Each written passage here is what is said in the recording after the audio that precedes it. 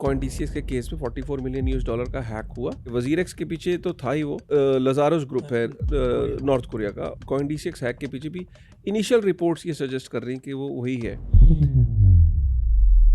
WazirX चाहता तो at least जो हैक नहीं हुआ था रकम, उसको जल्द से जल्द वापस कर सकता। जितना उनका हैक हुआ था, मुझे लगता है कि वो रिकवरी उनको ऑन पेपर तो हो ही चुकी है। इशू क्या है कि वो कोर्ट में चले गए और वहाँ पे उन्होंने कुछ गलत फैक्ट शो किए, लेकिन ये रिकवरी में मुझे लगता है कि पूरी फंड्स नहीं वापस करेंगे कि 20%, 25%, कोई करे 40%। कि अगर आपको इन्वेस्ट करना है तो आप 4 एक्सचेंजेस में करो और इक्वली करो।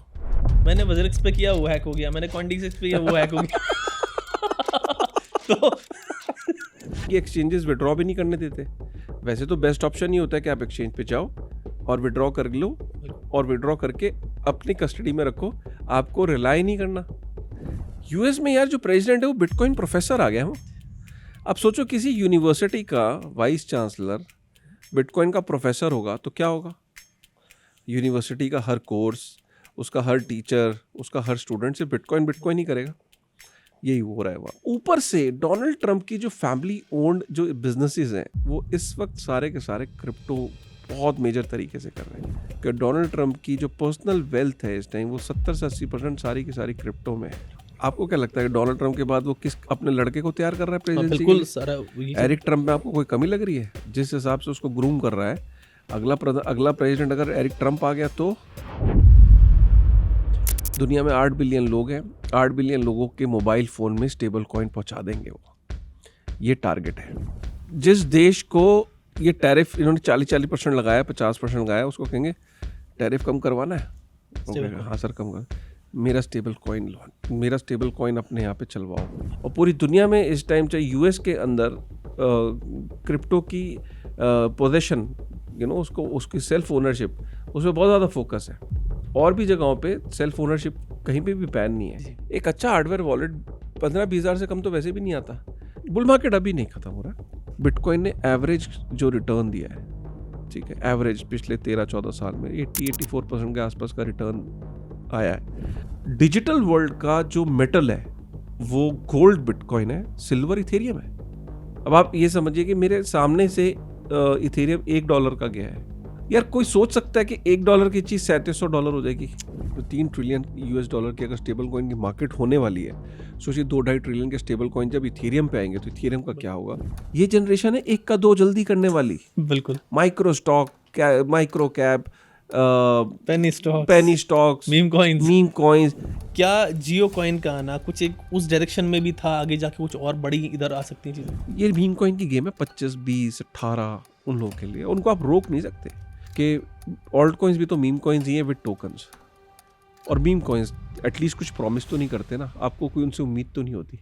ऑल्ट कॉइन से तो उम्मीद ही लगा के बैठे रहो तो भी कुछ नहीं हो रहा। अभी डोज को एक कंपनी ने as a treasury asset buy कर लिया, तो अब लोग कह रहे हैं कि देखा आ गया वो दिन। लोग एक तरीके से पाई कॉइन को एक मीम की तरह देख रहे हैं, ठीक है। मुझे कहीं पे भी कोई ऐसा टूल नहीं मिलता है जहाँ पे पाई कॉइन का नाम दिखता हो। 5 साल पहले मैंने एक वीडियो बनाया था बिटकॉइन ETF पे कि एक दिन ऐसा आएगा और बिटकॉइन ETF आएंगे। अब लोगों को लगता होगा कि यार इसने तो प्रेडिक्ट किया था, पता नहीं। अरे बेयर मार्केट आ गई, lucky you, exactly, this is the time to buy. Donald Trump ने कहीं ना कहीं ये ठान लिया है कि भाई क्रिप्टो जो it's the next digital oil. Bitcoin को लेके गवर्नमेंट मुझे लगता है कंफर्टेबल होगी, क्योंकि दुनिया भर में सक्सेस स्टोरीज बहुत हो चुकी हैं। कोई एक ऐसा वक्त आएगा कि इंडिया में भी लोग क्रिप्टो को अपने वॉलेट में ले पाएंगे, कुछ ऐसा लगता है? 100% आएगा, 100% आएगा। स्विच पर आज इस पॉडकास्ट में मेरे साथ हैं क्रिप्टो एजुकेटर और बिटकॉइन फाउंडर काशिफ रजा। काशिफ भाई, welcome to Switch. Thank you very much. ये स्टूडियो के अंदर पहली बार हम लोगों ने हमेशा इसको ऑनलाइन किया। बिल्कुल, मतलब ऑलमोस्ट 3 साल से हम लोग बात कर रहे थे और मुझे मौका मिल गया आज। और थैंक यू वेरी मच कि आपने इतने शॉर्ट नोटिस पे अरेंज कर लिया। बहुत बहुत धन्यवाद। आई थिंक काशिफ भाई हमने 150-200 एपिसोड्स कर लिए साथ में, एंड आई थिंक लोग बड़े फायदा भी लोगों को मिल रहा है उससे, एंड देयर क्वाइट पॉपुलर सारी चीज़ें हमारी। फ़ायदा सिर्फ आपको नहीं, फ़ायदा मुझे भी है। ये 2 वे रिलेशनशिप है, क्योंकि मुझे काफ़ी सारे लोग जो क्रिप्टो में नहीं है वो लोग फॉलो करते हैं, तो मुझे पता लगता है कि हाँ मेरे चैनल की ग्रोथ आपकी वजह से काफ़ी हुई है। एंड उसके लिए मैं शुक्रिया अदा करता हूँ आपका। थैंक यू काशी भाई। मतलब आप भी इवन मेरे याद मतलब लगता है कभी कभी कुछ ब्रेकिंग आ गया तो शाम में मुझे आपको मैसेज करना होगा कि काशी भाई अभी बात कर लें क्या। मैंने कहा बिजी हूँ। कई बार तो मेरे याद है हमने ट्रैवल करते हुए आप गाड़ी में थे तब हाँ हमने बात की, कई हाँ रेस्टोरेंट में बाहर बैठे हुए तब आपसे बात हुई। तो मतलब आप सही कह रहे हाँ, पता नहीं मुझे दिल से मुझे आपको ना कहना पसंद नहीं आता है कि जब भी आपका रिक्वेस्ट आती है, और बहुत ही मजबूरी होती है शायद तभी हमने नहीं किया होगा, हैं। बिल्कुल। और मोस्ट ऑफ द टाइम करा है। ठीक है काशी भाई, शुरू करते हैं अपना ये जी। पॉडकास्ट। और सबसे पहले बात करूंगा आपसे जो लेटेस्ट न्यूज़ आ रही है Coin-D6 हैक की। और आप ये देखिए WZirX हैक के बाद क्या हुआ मार्केट में, और अब Coin-D6 हैक हो गया। कितने फंड्स लोगों के चले, मतलब फंड्स उनके चले गए Coin-D6 के। इवन दो वो लोग कह रहे हैं कि लोगों के गए नहीं, हमने 100% जो विड्रॉल थे लोगों को INR में वो दे दिए। हाँ। लेकिन एक एक्सचेंज का हैक हो जाना अगेन, ये कितनी बड़ी चीज़ है? देखिए, हैक जब साइबर सिक्योर जब आप एक आईटी इंडस्ट्री की बात करते हैं, इसको इस तरीके से समझिए, आईटी सेक्टर में भी हैक्स होते हैं। आपके डिफरेंट डिफरेंट जो बैंक्स हैं, प्रोटोकॉल्स हैं, अभी क्रिप्टो के अलावा भी हैकिंग अटेम्प्ट्स आपने देखा है दुनिया भर में बढ़ रहे हैं। इसकी एक खास वजह पता है कि आपको क्या है, कि जो एआई है, हो क्या रहा है कि जो हैकर्स हैं उनके लिए हैक करना एआई के थ्रू बहुत आसान हो गया है। जैसे कि एआई के थ्रू फिशिंग अटैक्स करना बहुत आसान हो गया है। जैसे आप एआई को बोलो कि डिज़ाइन मी अ फिशिंग अटैक, एआई को नहीं पता है, एआई को थोड़ी ना देखना है मुझसे हैकर ये चीज़ बिल्कुल। मांग रहा है या कौन मांग रहा है। एक हैकर ने एआई को बोला कि फिशिंग अटैक करना है, और 1000 लोगों पे करना है, मुझे डिज़ाइन करके दो। उसने डिज़ाइन कर दिया, आपने फिशिंग अटैक कर दिया। आपने बेसिकली कोड डिज़ाइन करने को बोल दिया। आपने कई बारी एआई को, अब हैकर्स बोल रहे हैं कि ऐसे हर प्रोटोकॉल के अंदर बग ढूंढ के दो जो एक्सप्लॉइट किया जा सकता है। तो जब ये चीज़ हो रही है तो साइबर अटैक्स बढ़ जाएंगे। और इस वक्त जो सबसे बड़ा इस टाइम साइबर अटैक का जो ग्रुप है, वो जो लजारोस ग्रुप है कोरिया। नॉर्थ कोरिया का। और इसमें भी अभी जो इनिशियल रिपोर्ट निकल के आ रही है कि WZirX के पीछे तो था ही वो तो न्यूज़ आई गई, लेकिन Coin-D6 हैक के पीछे भी इनिशियल रिपोर्ट्स ये सजेस्ट कर रही हैं कि वो वही है। अब बेसिकली क्या है कि जो साइबर सिक्योरिटी की जब हम बात करते हैं, ये हैकिंग अटेम्प्ट्स एक्सचेंजेस पे कंटिन्यूस हो रही हैं, और जो प्रोटोकॉल्स हैं उन पे भी हो रही है, और गोइंग फॉरवर्ड भी होती रहेंगी। एक्सचेंजेस को ये देखना है कि अगर हमें इस बिजनेस में लॉन्ग टर्म में रहना है तो हमें वो क्या करना पड़ेगा, हमें किस तरीके से हमारे फंड्स को हमें बड़ा करना पड़ेगा और चीज़ें करनी पड़ेंगी। इस केस में भी Coin-D6 के केस में $44 मिलियन का हैक हुआ, और उन्होंने इसको अपनी ट्रेजरी से फिल कर दिया। ट्रेजरी का मतलब ये होता है, क्योंकि कंपनी जो उनकी है वो डबल यूनिकॉर्न है, तो उसका मतलब ये कि भाई उन्होंने काफ़ी फंड्स पीछे रेज किए थे काफ़ी अच्छी वैल्यूएशन पे।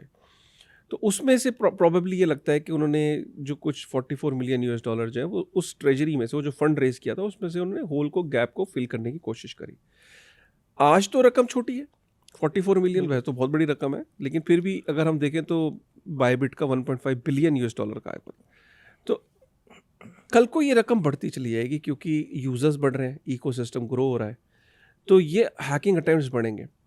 मेरा तो यहाँ पे यही मानना है कि देखिए, आप इंडस्ट्री को ऐसे नहीं छोड़ सकते। एज अ लॉ मेकर मैं लॉ मेकर्स को भी रिक्वेस्ट ये करूँगा कि जब ये इंडस्ट्री ग्रो हो रही है तो ये एक अपॉर्चुनिटी भी है कि इसको सेफ करते हैं। क्योंकि देखिए यहाँ यूज़र्स का पैसा जा रहा है। आपको ये इंडस्ट्री चाहे पसंद आए या ना आए, हो सकता है गवर्नमेंट को या आरबीआई को ये इंडस्ट्री नहीं पसंद है, वो दिखता है, which is okay. Her government अपना अपना टाइम लेती है, लेकिन उस चक्कर में क्या हो रहा है कि जब ये अटैक्स हो रहे हैं, पैसा तो उस नागरिक का जा रहा है। अच्छा, नागरिक को आपने सचेत किया है, लेकिन उसको ओपन भी रखा है कि उसका चॉइस है। अब वो जा रहा है वहाँ पे, सिर्फ वार्निंग से काम तो नहीं चल रहा। लोग वहाँ पे जाके एक्सचेंजेस पे जा रहे हैं, ट्रेड कर रहे हैं, फिर उनके साथ ऐसा हैकिंग अटेम्प्ट हो रहा है। अब उनके पास कोई रेस्क्यू के लिए कुछ है ही नहीं।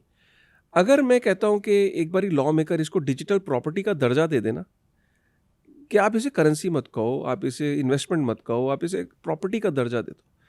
ऐसे जैसे आईपी राइट्स होते हैं, आज जी हो गया, स्विच हो गया, स्विच एक आईपी राइट है बाय द वे। स्विच को मैं यूज़ नहीं कर सकता, अगर मैं करूँगा तो इसका उल्लंघन होगा। तो इसको ओन कौन करता है? जी ग्रुप इसको ओन करता है। तो सिमिलरली इन इनटेंजिबल एसेट्स को हम रेगुलेट कर सकते हैं, उन्हें डिजिटल प्रॉपर्टी का दर्जा दे दें। एक बार हमने डिजिटल प्रॉपर्टी का दर्जा दे दिया तो हमने उनको कानून के दायरे में ले आए। जब हमने किसी प्रॉपर्टी को कानून के दायरे में ले आए तो अब इंश्योरेंस वाला क्या कहेगा? अब मैं कर दूंगा इंश्योरेंस। और जब इंश्योरेंस सेक्टर वाला आएगा तो वो ये कह सकता है कि क्रिप्टो रिस्की है, इंश्योरेंस तो करूँगा, प्रीमियम बहुत लूँगा, कोई बात नहीं यार, एक्सचेंज देंगे। एक्सचेंजेस प्रीमियम देंगी और प्रीमियम देने के बाद अपने चीज़ों को वो करेंगी, सेव करेंगी। आज यूएस के अंदर या ब्लैक रॉक अगर इसमें उतरा है तो क्या इंश्योर्ड नहीं है फंड्स? ठीक है, बाइनेंस का तो चलो अपना है, बाइबिट का अपना है और हर एक्सचेंज के अपने साफू सेफ फंड्स हैं, लेकिन गोइंग फॉरवर्ड इंश्योरेंस इंडस्ट्री को भी एक रेवेन्यू स्ट्रीम मिलेगा और इतना बड़ा रेवेन्यू स्ट्रीम होगा और यहाँ के जो प्रीमियम्स होंगे वो इतने हाई होंगे कि in fact insurance companies will like to do it. और एक इंडस्ट्री भी रेगुलेट होगी, इंडस्ट्री की भी इंश्योरेंस होगी और जो हमारे जो एक्सचेंजेस हैं उनको भी टेक्निकली अपने आप को, क्योंकि इंश्योरेंस कंपनीज की शर्त होगी कि इंश्योरेंस तो करेंगे लेकिन तुम अपना पहले टेक्निकल ऑडिट कराओ, साइबर सिक्योरिटी ऑडिट कराओ और तुम्हारा कस्टोडियन कौन है, तुम कैसे वो करते हो। तो एक इंश्योरेंस कंपनी का को अगर मैंने कोई अपने आप को इंश्योर करना है, उनकी बातों को मुझे फॉलो करना पड़ेगा और अपने आप को ऑडिट कराना पड़ेगा। जैसे हेल्थ इंश्योरेंस लेने से पहले आपका हेल्थ चेक होता है कि मैं तुम्हारी ये इंश्योरेंस करूंगा नहीं करूंगा, पहले अपना बताओ तुम्हारी शुगर है कि नहीं है, बीपी है कि नहीं है, उसके बाद आपका प्रीमियम डिसाइड होता है ना। सिमिलरली एक तरीके का हेल्थ चेक होगा एक्सचेंज का बिफोर डूइंग इंश्योरेंस। लेकिन कश भाई ये तो मान लीजिए हम बात करें कि गवर्नमेंट जब आएगी इसमें, अभी इस पे बात करेंगे आगे आपसे पॉलिसी पे भी, लेकिन अभी राइट नाउ इन्वेस्टर्स क्या करें भाई? एक्सचेंज तो उनको कहता है कि मुझ पे भरोसा कर लो। हाँ, अब एक आम यूजर तो एक्सचेंज पे ही भरोसा करेगा। एक आम यूजर तो एक्सचेंज पे भरोसा बहुत करेगा। अच्छा क्वेश्चन है वैसे आपका ये, और मैं समझ गया आप इसका क्या चाह रहे हो। देखो बहुत ही अजीब आंसर है इसका। एक्चुअली में क्रिप्टो है रिस्की, ये तो फैक्ट है। बस इस रिस्क को मिटिगेट करने के लिए मैं ये कहूँगा कि चॉइस तो कोई है नहीं, क्योंकि ये एक्सचेंजेस विड्रॉ भी नहीं करने देते। वैसे तो बेस्ट ऑप्शन ही होता है कि आप एक्सचेंज पे जाओ और विड्रॉ कर लो और विड्रॉ करके अपनी कस्टडी में रखो, आपको रिलाई नहीं करना। क्योंकि जब इतना सारा फंड एक जगह इकट्ठा होता है, जहाँ मधुमक्खियाँ होती हैं वहाँ शहद होता है, और जब शहद होता है तो फिर एक दिन शहद निकालने वाला उस छत्ते पे अटैक कर देता है। बिल्कुल, है ना। तो अब आपका शहद जो है वो क्रिप्टो एसेट्स है जो मिलियंस में लोगों के एक जगह इकट्ठे हुए हैं। अब यार जो हैकर है उसको कह रहा है कि 1 लाख में एक बार भी मेरा दांव चल गया तो ये कितना बड़ा शहद का पैकेट है, ये मेरे हाथ में आ जाएगा। तो मैं आपको ये सजेस्ट करता हूँ, और ये बड़ा अटपटा सा सजेशन है, ये एक्चुअली में सजेशन वायबल नहीं है नॉर्मल उसमें, लेकिन ये एक ऑप्शन है और ये अच्छा ऑप्शन है कि अगर आपको इन्वेस्ट करना है तो आप 4 एक्सचेंजेस में करो और इक्वली करो। Okay, are you getting me? Suppose आपने 10,000 रुपये आपके पास है तो आप मुद्रेक्स में करो, कॉइन D6 में करो, कॉइन स्विच में करो और ज़ेप्पे में करो। तो आपने क्या करा, 4 इंडियन एक्सचेंजेस पे आपने किया, तो चारों में से कितनी हैक हो जाएंगी एक टाइम में? लेकिन काशी भाई ठीक है, सोल्यूशन नहीं है, बिल्कुल। अटपटा भी लग रहा होगा, but this is the way it is. मैंने वजरेक्स पे किया वो हैक हो गया, मैंने कॉइन D6 पे किया वो हैक हो गया। तो यार देखिए situation, and I am sorry कि हमें इस स्थिति इस कुछ तरह के क्वेश्चन पूछने आप पूछ रहे हो और बिल्कुल इसका कुछ स्ट्रेट आंसर नहीं दे पा रहा हूँ, बिकॉज स्थिति है तो ऐसी दयनीय स्थिति है और बाहर ऐसा नहीं है। बाहर अगर किसी एक्सचेंज को ऑपरेट करना है तो उसे प्रॉपर लाइसेंस और साइबर सिक्योरिटी के स्टैंडर्ड्स को फॉलो करना पड़ता है। प्लस बड़ी एक्सचेंजेस हो गई हैं, बड़ी वेल्स हो गई हैं, एक्सचेंजेस इतनी बड़ी हो चुकी हैं, कॉइन बेस पब्लिकली लिस्टेड है, जेमिनाई पिंकलोवॉस ब्रदर्स की है, बहुत बड़ी एक्सचेंज है, बाइबिट बहुत बड़ी एक्सचेंज है, बाइनेंस बहुत बड़ी एक्सचेंज है, लेकिन आई एम सॉरी टू से कि इंडिया से वो एक्सचेंज नहीं आ रही अभी तक बड़ी। आइडली इस इंडस्ट्री के अंदर इंडिया का भी नाम होना चाहिए कि यार हमारी इंडिया की एक्सचेंज भी टॉप पे है, और एक दिन होगा भी ऐसा। लेकिन फिलहाल क्योंकि आपका सवाल में मेरे पास स्ट्रेट आंसर नहीं है, तो आप अपनी रिस्क को मिटिगेट करो। ओके, ये हाँ, अब आपने बोला इसके बाद देखो वो भी हो गई, तो देखो उसने कर दिया कंपनसेट, उसने बोला ठीक है, लेकिन मैं ये कहता हूँ कि कल को बड़ा होता, 300 मिलियन का होता, 400 मिलियन का होता, फिर क्या वो जेब से भरते? क्योंकि सपोज करो 250 मिलियन उन्होंने रेज किया था सपोज, और 200 मिलियन का हैक हो जाए तो फिर कहाँ से करते? बिल्कुल ये समझने वाली बात है। इसलिए आपको रिस्की लग रहा है लेकिन फिर भी क्रिप्टो करना है, तो एक में never put all your eggs in, that is मतलब एटलीस्ट ये अभी के लिए थोड़ा एक। लेकिन जब रेगुलेट हो जाएगी इंडस्ट्री तब, जैसे ये तो वही वाली बात हो गई ना कि आप क्या 5 बैंक अकाउंट खुलवाते हो? हाँ होते हैं 2, कई बार वो इसलिए होते हैं कि एक पिछली कंपनी में एक था दूसरी कंपनी में गया तो वो और पहली वाली को बंद नहीं कराया, यही होता है ना। लेकिन 2 से ऊपर तो किसी के नहीं होता बैंक अकाउंट, मैक्सिमम 3 होते होंगे। लेकिन कई लोग क्या मैक्सिमम अब एक ही होता है, क्योंकि जनरली क्या होता है कि बैंक अकाउंट को रन करना मतलब चार्जेस। तो बेसिकली क्या है कि गोइंग फॉरवर्ड क्रिप्टो में आपके मल्टीपल अकाउंट्स में करके फिर you can start your journey. Fine. कशिश भाई, अभी इसी पे एक क्वेश्चन और है। मान लीजिए कि हैकिंग से रिलेटेड हो रहा है, जो फंड्स हैक हो रहे हैं, ऐसे ऐसे चैप्टर्स इंडस्ट्री में आ जाते हैं। मान लीजिए वज़िरिक्स हैक हुआ, उसमें लोग अभी तक ना परेशान हैं। मैं जानता हूँ बहुत सारे लोग मेरे जानने वाले हैं, रिक्वेस्ट करते हैं कि आप मेरी हेल्प कर सकते हैं क्या। मैं आगे बात करता हूँ, कोई हेल्प नहीं मिलती, और मतलब क्या करें। लोगों के 20-20 लाख, 25-25, 30-30 लाख रुपए मेरे जानने वालों के उसमें फंसे हुए हैं। एंड जस्ट इमेजिन कि एक फैमिली अगर किसी के 30-40 लाख रुपए ऐसे फंस जाए किसी एक्सचेंज पे, एक्सचेंज नहीं पता वो पैसे अब क्या होगा, उनका फंड्स देने को रेडी नहीं है। बाहर की कंपनी है एक तरीके से, जो वहाँ सिंगापुर में कोर्ट चल रहा है, ये केस चल रहा है, सिचुएशन हो रही है। तो इस सिचुएशन में एक यूज़र क्या करे, मतलब किस तरीके से अपने आप को कंट्रोल करे, ये सब चीज़ चल रही है। देखिए, जो वज़ीरेक्स का जो केस है, उस वज़ीरेक्स के केस में तो हम सबको पता है कि वज़ीरेक्स चाहता तो एटलीस्ट जो हैक नहीं हुआ था रकम, उसको जल्द से जल्द वापस कर सकता था। और अभी बुल मार्केट भी थी, जितना उनका हैक हुआ था, मुझे लगता है कि वो रिकवरी उनको ऑन पेपर तो हो ही चुकी है, बिल्कुल। क्योंकि जो जिस जिस रेट पे हैक हुआ था और आज जिस रेट पे बिटकॉइन है या बाकी एग्जैक्टली। क्रिप्टोज हैं, तो उनको रिकवरी तो हो चुकी है। इशू क्या है कि वो कोर्ट में चले गए और वहाँ पे उन्होंने कुछ गलत फैक्ट्स शो किए। वो फैक्ट्स वहाँ पे उजागर हो गए, क्योंकि कुछ लोगों ने वहाँ पे क्वेश्चन रेज किया और वो जेन्युइन क्वेश्चन था। उस क्वेश्चन को देखते हुए वहाँ की कोर्ट की भी आंखें खुली।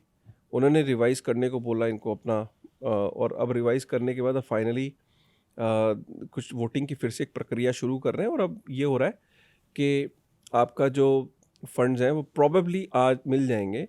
लेकिन हाँ, आइडियली तो ऐसा होना चाहिए था कि क्योंकि अब आपकी रिकवरी पूरी हो गई तो सारे फंड्स मिलने चाहिए थे, ठीक है, क्योंकि रेट बढ़ गया है। लेकिन ये रिकवरी में मुझे लगता है कि पूरी फंड्स नहीं वापस करेंगे। कुछ लोगों का कहना है कि 20%, 25%, कोई कह रहा है 40%, इससे ज़्यादा की रिकवरी की उम्मीद लोग कह रहे हैं नहीं। बट वज़ीरेक्स कह रहा है कि नहीं, मिनिमम आपको जो कैलकुलेटर के हिसाब से कि आपके हमारे पास क्या था उस हिसाब से होगा। मुझको ज़्यादा डिटेल तो नहीं पता, बट रिकवरी तो होगी। लेकिन आप ये लेके चलो कि 100 रुपये अगर आप कहते तो 100 रुपये की शायद रिकवरी ना हो। और उसके बाद वज़ीरेक्स जो है वो अपनी एक्सचेंज शुरू भी करना चाहता है, और फिर वो ये कहना चाह रहा है कि हम और तरीके से कमा के लोगों को कंपनसेट कर देंगे फ्यूचर में। तो बट सिचुएशन अभी ये है कि लोगों को मैं यही कहूँगा कि ऐसे बहुत लोग हैं। कुछ समय पहले मुझे ऊबर में ड्राइवर था, उसने पहचान लिया। एंड देन ही पहले तो उसने अप्रिशिएट किया मेरे काम को and all that. Then he said कि सर मेरा 5-6 लाख रुपए वज़ीरेक्स में था, और मुझे बहुत अफसोस हुआ। वो इतनी मेहनत करके गाड़ी चला के उसने 5-6 लाख रुपए का, और अपनी वाइफ का अलग एक्सचेंज पे था अकाउंट था, खुद का अपना अलग था। तो कह रहा है सर क्या हो सकता है इसमें। इस बात को भी अब बहुत टाइम हो गया, 6 महीने हो गए। तो बहुत लोगों के वंस अगेन पैसे जो है वो स्टेक पे हैं। इसीलिए मैं कह रहा हूँ कि इंडिया के अंदर ना आप एक्सचेंज को क्लियर बोलो, इंडियन एंटिटी होनी चाहिए, बाहर की एंटिटी नहीं होनी चाहिए। सिंगापुर के अंदर केस क्यों लड़ा जा रहा है? अगर इंडिया के अंदर एक्सचेंज इंडियंस को ऑफर कर रही थी प्रोडक्ट एंड सर्विसेज, तो इंडिया के लोगों का पैसा था, तो वो इंडिया के अंदर ही उसका सोल्यूशन निकलना चाहिए था। बट क्योंकि ये इंडियन एंटिटी होनी चाहिए, कोई भी एक्सचेंज अगर रन कर रही है, बाहर की एंटिटी नहीं होनी चाहिए, स्पेशली अगर वो इंडियंस को ऑफर कर रही है। इंडिया में ऑपरेट करने का मतलब है कि कंप्लायंट भी होगी, सब चीज़ें होगी, KYC वगैरह भी प्रॉपर तरीके से होगा। कश भाई, अब मुझे एक चीज़ बताएं। क्रिप्टो विड्रॉल की बात आई थी कि एक्सचेंज नहीं दे रहे, वो हम डिस्कस पहले भी कर चुके, आपने भी उसको टच भी किया। लेकिन क्या कोई और तरीका नहीं है क्रिप्टो को अपने वॉलेट में लेने का, कि मैं कहीं जाऊं और वहाँ से खरीद के क्रिप्टो को अपने वॉलेट में रख लूँ? मतलब कोई तरीका है ही नहीं क्या पूरे मतलब इंडस्ट्री में इस चीज़ का? देखिए, तरीके हैं, लेकिन वो कंप्लायंस से थोड़ा आउट हो जाते हैं। दो उस पर कोई डायरेक्शन तो नहीं है, क्योंकि उसमें देखिए जो लोग बनास पे जाके P2P करते हैं, तो P2P में क्या करा कि भाई बनास पे P2P के थ्रू खरीदा और फिर बनास से विड्रॉ कर लिया वॉलेट में, क्योंकि बनास अलाउ करता है, ठीक है। लेकिन उसमें P2P तो बहुत रिस्की गेम है। P2P में कई लोग अकाउंट्स फ्रीज हो रहे हैं, P2P में बहुत सारे केस हमने सुने हैं। प्लस क्योंकि आप बाइनेंस से कर रहे हो, बाइनेंस इंडिया में तो रजिस्टर्ड है, अब हो गया है, FIU रजिस्टर हो गया है, लेकिन जो P2P वाला है वो बहुत रिस्की प्रोपोजिशन है। मैं लोगों को बिल्कुल मना करता हूँ, रिकमेंड करता हूँ। मैं ये कह रहा हूँ कि देखिए, दो तरीके के लोग हैं। ज़्यादातर लोग अभी भी क्रिप्टो में ऐसे हैं जिनके 50,000 रुपये भी नहीं लगे, लेकिन शोर इतना है जो 50 लाख की तरह शोर मचा है। बिल्कुल सही कह रहे हैं आप। तो अगर आपके पैसे ही 50,000 से नीचे लगे तो आपको क्यों चाहिए वो वॉलेट? वो 10-12 हज़ार रुपए का वॉलेट आएगा। यार, आपके 50,000 लगे तो 4 एक्सचेंजेस पे डिवाइड कर दो, मैंने बताया तो सोल्यूशन, उससे ज़्यादा इजी सोल्यूशन। और बहुत ही है तो सॉफ्टवेयर वॉलेट भी अच्छे हैं, ठीक है, जिसमें आपका ट्रस्ट वॉलेट वगैरह आता है, लेकिन एक्सचेंजेस विड्रॉ करने ही नहीं देती हैं। और अगर आपका अमाउंट ही इतना छोटा है तो आपको विड्रॉ भी क्यों करना है? रादर उसको आप अपने रिस्क को 4 जगह डिवाइड कर लो। लेकिन कोई ऐसा काम मत करो कि कैश में लो या वो करो। फ्रॉड्स बहुत हैं इसमें स्कैम्स बहुत हैं। कई लोग रिपोर्ट भी नहीं करते डर के मारे कि उनके साथ फ्रॉड हो जाता है, स्कैम हो जाता है कि यार कौन समझाएगा। तो इसलिए इस चक्कर में मत पड़ो। पहले ये देखो आपका गोल क्या है। आपका अगर अभी इन्वेस्टमेंट ही 50,000 1 लाख रुपए है तो यार क्यों चाहिए? जी। एक अच्छा हार्डवेयर वॉलेट 15-20 हज़ार से कम तो वैसे भी नहीं आता। तो आपका 15-20 हज़ार का तो रिटर्न वैसे ही पहले दिन ही मर गया। बिल्कुल।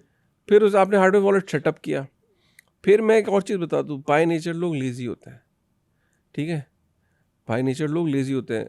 लोग लव लेटर तो संभाल के रखते नहीं हैं। लोग आज भी मुझे याद है कि लोग अपने कागज़ के ऊपर रख के भूल जाते हैं। घर शिफ्टिंग में कागज़ गुम जाता है, डायरी गुम जाती है। रद्दी के अंदर कागज़ चला जाता है, डायरी चली जाती है। एक इंसान के साथ तो ये हुआ कि उसने एक कपबोर्ड में रखा, उस कपबोर्ड में कहीं से छोटा चूहा घुस जाता है ना, कतर जाता है, तो वो कतर गया प्राइवेट की से। 84 लाख रुपीस का उसका क्रिप्टो चला गया। तो कशिश भाई, ये सवाल बेसिकली ये था, आपके वीडियो देख रहा था लेजर के वॉलेट के, आप अनबॉक्स कर रहे थे, तो ये था।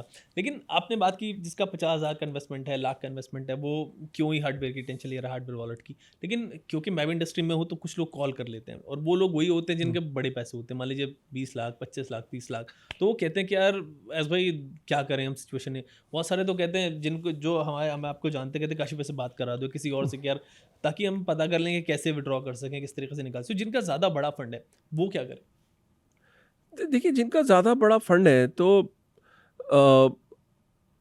एक एक्सचेंजेस की एक इंस्टीट्यूशनल सर्विसेज होती हैं। एक तो उनके थ्रू करें, जैसे CoinDCX वगैरह हो गए, इनके HNIs और इंस्टीट्यूशंस के लिए एक अलग सर्विस होती है। ओके। दूसरा, एक और मैंने कई लोगों को ये कहते सुना है कि जैसे IND ऐप है, वो कहते हैं हमें बिटकॉइन लेना ही नहीं है, हम सीधा बिटकॉइन ETF ले लेते हैं। तो जैसे आप IND ऐप के थ्रू बिटकॉइन ETF कई लोग बाय करते हैं, तो उस पे क्या है कि बिटकॉइन भी बाय नहीं किया और बिटकॉइन का एक्सपोजर मिल गया। लेकिन कशिश भाई, आई थिंक उन्होंने बंद कर दिया है क्या चीज़? बिटकॉइन का ETF वाला ऑप्शन। IND ऐप ने? हाँ, अच्छा, ये मुझे भी हाल ही का अपडेट नहीं है। हाँ, मैंने ट्राई किया था 2-2.5 महीने पहले भी, तो अच्छा। भी वो पहले तो आता था, अब हाँ। नहीं आ रहा है वो शायद। ओके, तो माइक्रो स्ट्रैटेजी का स्टॉक ले लेते हैं लोग। ओके। और जो ट्रेजरी कंपनीज हैं, जैसे जी। कॉइनबेस है, क्रिप्टो कंपनी है, मैराथन है, इंडिया के अंदर IND ऐप पे US के स्टॉक्स हैं, और LRS के थ्रू आप $2.5 लाख US तक आप इन्वेस्ट कर सकते हो। तो कई लोग HNI कहते हैं हमें करना ही नहीं है, एक तो उस पर टैक्स का भी बचाव हो जाता है, और उनको लॉन्ग टर्म के लिए इन्वेस्टमेंट के लिए बहुत अच्छा है, क्रिप्टो का एक्सपोजर भी मिल जाता है। तो कई लोग इस रूट से जा रहे हैं, लेकिन इससे फ़ायदा किसको हो रहा है? अमेरिकन स्टॉक्स को हो रहा है, अमेरिकन कंपनीज को हो रहा है, क्योंकि हमने जब रास्ता बंद किया तो जो TDS या जो फ़ायदा एक इंडियन एक्सचेंज को होना चाहिए, वो फिर अल्टीमेटली उधर हो रहा है। तो बहुत सारे लोग जो है ना, इसके अंदर अब इंस्टीट्यूशनल सर्विसेज देने वाली कंपनीज भी उतर रही हैं, और वो HNIs को हैंड होल्ड करके प्रॉपर तरीके से ऑनबोर्डिंग कर रही हैं। आप कह रहे हैं काशिफ भाई कि माइक्रो स्ट्रेटजी का स्टॉक ले ले कोई, या ले ले, तो क्या उसमें उसी तरह की ग्रोथ मिलती है? फॉर एग्जांपल बिटकॉइन जिस हिसाब से बढ़ रहा है, क्या वो स्टॉक माइक्रो स्ट्रैटेजी में तो बिटकॉइन से ज़्यादा ग्रोथ है, उसने तो बिटकॉइन को भी बीट किया है। हाँ, जितना बिटकॉइन ने ग्रोथ दिया है उससे कई ज़्यादा ग्रोथ दिया है, बिकॉज वो लीवरेज्ड एक तरीके का स्टॉक है। क्योंकि उसमें वो जिस तरीके से माइक्रो स्ट्रैटेजी बाइंग कर रहा है, तो उसमें ज़्यादा लोग जो हैं वो उसके शेयर की तरफ उनका रुझान है, और शेयर्स को उसका जो क्योंकि जो स्टॉक मार्केट है उसके अंदर ज़्यादा लोग डील करते हैं, और जो बिटकॉइन और मार्केट है और स्टॉक मार्केट का कोई कंपैरिजन नहीं है। अभी भी स्टॉक मार्केट बड़ी मार्केट है। तो स्टॉक मार्केट क्या कर रही है, बिटकॉइन के अंदर एक्सपोजर लेने के लिए माइक्रो स्ट्रैटेजी का इस्तेमाल कर रही है और माइक्रो स्ट्रैटेजी का शेयर बाय कर रही है। और जैसे जैसे वो बिटकॉइन को बाय कर रहा है तो लगता है कि माइक्रो स्ट्रैटेजी का जो स्टॉक है वो और पंप करेगा। तो लोग जब पास्ट रिकॉर्ड देख रहे हैं तो माइक्रो स्ट्रैटेजी ने आउट परफॉर्म किया है बिटकॉइन के स्टॉक को। माइक्रो स्ट्रैटेजी आज की डेट में 6 लाख बिटकॉइन, अप्रॉक्सीमेटली 6,05,000 के करीब बाय कर चुका है। उसका टारगेट है कि 1 मिलियन बिटकॉइन तो वो अभी बाय कर लेगा कुछ ही दिनों में। तो उसके स्टॉक के अंदर अचानक एकदम लोगों का इंटरेस्ट बहुत बढ़ गया है, और पूरी दुनिया में जहाँ पे भी यूएस मार्केट का एक्सेस है तो लोग क्या कर रहे हैं, माइक्रो स्ट्रैटेजी के स्टॉक में एक्सपोजर ले रहे हैं। तो इसलिए कई एचएनआईज जो हैं वो इस रूट को भी, इसमें हैक का डर नहीं है, रेगुलेटेड मार्केट है और रेगुलेटेड इक्विटी है, S&P 500 में अब स्टॉक चला गया, कोई छोटा स्टॉक भी नहीं है। तो एचएनआईज वो रास्ता भी दे रहे हैं। लेकिन अभी एक रिपोर्ट आई है कि जो एचएनआईज हैं या बड़ा जिनका पैसा है वो गोल्ड को छोड़ के क्रिप्टो में एंट्री ले रहे हैं, और वो क्रिप्टो मार्केट के थ्रू ही ले रहे हैं। फाइन कशिश, तो वो आपने एक अल्टरनेटिव बताया। लेकिन मैं ये पूछूंगा आपसे कि क्या आपको लगता है अगले 2 साल में, 3 साल में कोई एक ऐसा वक्त आएगा कि इंडिया में भी लोग क्रिप्टो को अपने वॉलेट में ले पाएंगे? कुछ ऐसा लगता है? 100% आएगा, 100% आएगा। ये तो आप वही सवाल पूछ रहे हो कि यार गोल्ड लोग अपने लॉकर में रख सकते हैं नहीं रख सकते हैं। भाई प्रॉपर्टी जब आप उसको प्रॉपर्टी के अंदर ले आओगे, कानून जब बनेगा तो सबसे पहला स्टेप क्या होगा, उसकी डेफिनेशन दी जाएगी कि डिजिटल एसेट है, डिजिटल प्रॉपर्टी है, डिजिटल कमोडिटी है, सिक्योरिटी है, क्या है। तो सिक्योरिटी है तो कैसे ओन करेंगे लोग इसे, कमोडिटी है तो कैसे ओन करेंगे, सेल्फ ओनरशिप जैसे गोल्ड की होती है तो वो हो सकती है कि नहीं। भाई प्रॉपर्टी है तो हर आदमी ओन कर सकता है उस प्रॉपर्टी को, ठीक है। तो इसलिए कल को ऐसे जब लॉज डिफाइन होंगे तो पूरी दुनिया में जो लॉज होंगे तो हमारे लॉ कोई डिफरेंट नहीं होंगे। और पूरी दुनिया में इस टाइम चाहे यूएस के अंदर क्रिप्टो की पोजेशन उसको उसकी सेल्फ ओनरशिप, उस पर बहुत ज़्यादा फोकस है। और भी जगहों पे सेल्फ ओनरशिप कहीं पे भी बैन नहीं है, राइट। तो not your keys not, because इससे क्या है कि इससे फ़ायदा इस चीज़ का है कि देखिए आपका एक जगह पे रुझान भी नहीं रहेगा, एक जगह पे बहुत ज़्यादा बिल्कुल आपका एक सिंगल जगह पे जब आपके फंड्स होते हैं, कोई बड़ी एक्सचेंज इतनी बड़ी भी, लेकिन लोग बाय नेचर आप उनको ना ओनरशिप का दे भी दोगे वो तब भी एक्सचेंज पे रखेंगे। हाँ, ये मतलब ये होता है। आपने लोगों को गोल्ड दिया, लोगों ने गोल्ड कहाँ रख दिया, बैंक लॉकर में तो रखते ना। लोगों को लोग कॉन्फिडेंट नहीं होते हैं, इसलिए लोग को कस्टोडियन चाहिए होता है। तो आपका जो कस्टोडियन है उसकी कितनी इनकम बढ़ जाएगी। आज SBI, HDFC जब लोगों के क्रिप्टो के कस्टोडियन बन जाएंगे तो करोड़ों रुपए कमाएंगे। तो फ़ायदा किसको होगा, बैंकिंग इंफ्रास्ट्रक्चर को, बैंकिंग सेक्टर को, RBI को एक अलग सोर्स ऑफ इनकम जनरेट हो जाएगी। इंडिया में जो क्रिप्टो एजुकेटर्स हैं काफ़ी सारे जो प्राइम में आते हैं, उनमें सबसे ज़्यादा बिटकॉइन किसके पास है या आपके पास है? यार ये सवाल बड़ा अजीब गरीब सवाल है, बिकॉज ये सवाल देखिए मैं यही कहूँगा कि हमें लगता है ऐसा कि जो लोग पुराने थे तो उनके पास होगा या ऐसा कुछ होगा। इसका स्ट्रेट आंसर नहीं है। इसका ये कि बहुत लोगों के पास थे और बहुत लोगों ने खो दिए। जैसे कि मैं आपको कुछ एग्जांपल दूं, बहुत लोगों के पास बिटकॉइन थे लेकिन उन्होंने उस टाइम उसकी अहमियत नहीं समझी। उन्होंने कहीं पेपर पे लिखा, पेपर गुम गया, डायरी नहीं मिल रही। कुछ लोगों के साथ ऐसा हुआ कि जो हार्डवेयर ड्राइव थी वो नहीं मिल रही। कुछ लोगों के साथ ऐसा हुआ कि पुराना लैपटॉप था उसके अंदर थी। कुछ लोग पुराने टाइम में ईमेल वगैरह से पास सेटअप होता था वॉलेट, ईमेल का पासवर्ड भूल गए। तो बहुत सारे लोगों के पास थे, खो दिए। और कुछ लोगों ने ये जब जैसे सपोज करो किसी ने अगर 50,000 रुपये का लिया होगा बिटकॉइन और जब 2.5 लाख हुआ तो कई लोग एग्जिट कर गए। अब आप ये समझिए कि मेरे सामने से इथेरियम $1 का गया है, सही। $1 का। $1 से कम। अब जब वो $1 से $40 $50 हुआ, तो मैं उस जमाने की बात बता रहा हूँ, बहुत लोग कहते थे बस यार इससे ज्यादा क्या और जाएगा। क्या चाहिए, बिल्कुल। यार कोई सोच सकता है कि $1 की चीज $3700 हो जाएगी? सही। ये ना हम आप समझिए, अगर कोई आज आपको बोले कि बिटकॉइन $1 मिलियन का हो जाएगा, तो आप बोले पागल हो गया यार। सो इसलिए लोग प्रॉफिट बुक करते रहते हैं। तो ये कहना कि किसके पास बिटकॉइन बहुत है, उसके पास बहुत है, ये बेकार की चीज़ें। हमें ऐसा लगता है कि लोग पुराने हैं तो उसके कई लोगों के पास होंगे भी, मैं ये नहीं कह रहा हूँ, लेकिन बहुत लोगों को मैं जिससे भी बात करता हूँ कहता है थे तो, लेकिन यार भाई जब ना इतने का हुआ था तो ऐसा हुआ था। फिर लोगों के FTX में बहुत गए, बहुत ज़्यादा। लोगों के लूना में बहुत गए, जी। लोगों के वजीरेक्स में बहुत गए। ठीक है, आप क्या समझ रहे हैं? मतलब क्या पीछे हैकिंग अटेम्प्ट्स कम हुए? बहुत लोगों के बहुत तरीके से क्रिप्टो। इंडियंस तो वर्ल्ड में भी थे, बहुत सारे लोग थे, मतलब हर जगह थे। माउंट गॉक्स हैक हो गया हाँ, था। तब बिल्कुल। तो ये एक सवाल है इंटरेस्टिंग, लेकिन इसमें सबसे ज्यादा BTC माइकल सेलर के पास है, CZ के पास है, उनके पास। ओके, ठीक है। तो काशी भाई ने कहा बस माइकल सेयर के पास है भाई, और सीसी के पास है।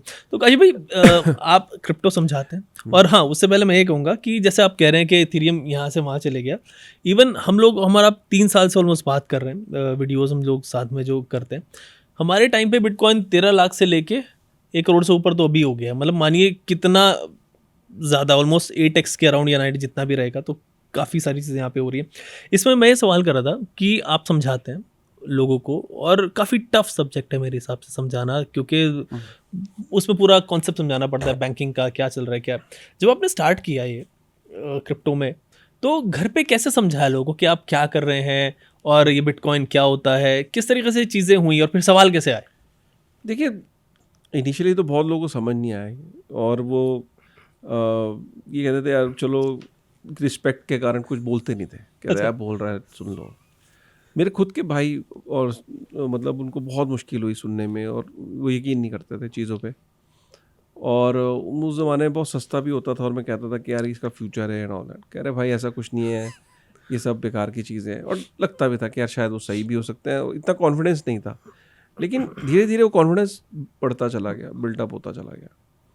तो मैंने आपको बताया ना कि इवन इफ आपको जल्दी पता लग जाती कोई चीज़, तो ज़रूरी नहीं कि आपको उसमें बहुत ज़्यादा कॉन्फिडेंस उस टाइम आ जाए। कॉन्फिडेंस आज जो मेरा है, और 5 साल पहले जो कॉन्फिडेंस था वो अलग था। 5 साल पहले मैंने एक वीडियो बनाया था बिटकॉइन ETF पे, कि एक दिन ऐसा आएगा और बिटकॉइन ETF आएंगे। अब लोगों को लगता होगा कि यार इसने तो प्रेडिक्ट किया था, पता नहीं, बट आपने एक बनाया, लेकिन आप भी अंदर से 100% कॉन्फिडेंट नहीं होते हो, राइट? तो इसलिए लोगों को बहुत समझाने की कोशिश करी, लोगों को ये समझाने की कोशिश करी, देखो जो लोगों को चीज़ समझ में आती थी कि एक लेजर है, वो लेजर ट्रांसपेरेंट हो रहा है, लोगों की नज़रों में चीज़ें हो रही हैं। तो जब लोगों की नज़रों के अंदर चीज़ें होंगी तो ट्रांसपेरेंसी बढ़ेगी, और कोई इसमें छेड़छाड़ करेगा तो लोग एकदम आइडेंटिफाई कर लेंगे। अभी जो लेजर्स हैं वो दरवाज़ों के पीछे मेंटेन होते हैं। बंद दरवाज़ों में जब लेजर मेंटेन होते हैं तो उसमें मैनिपुलेशन और इसका डर रहता है।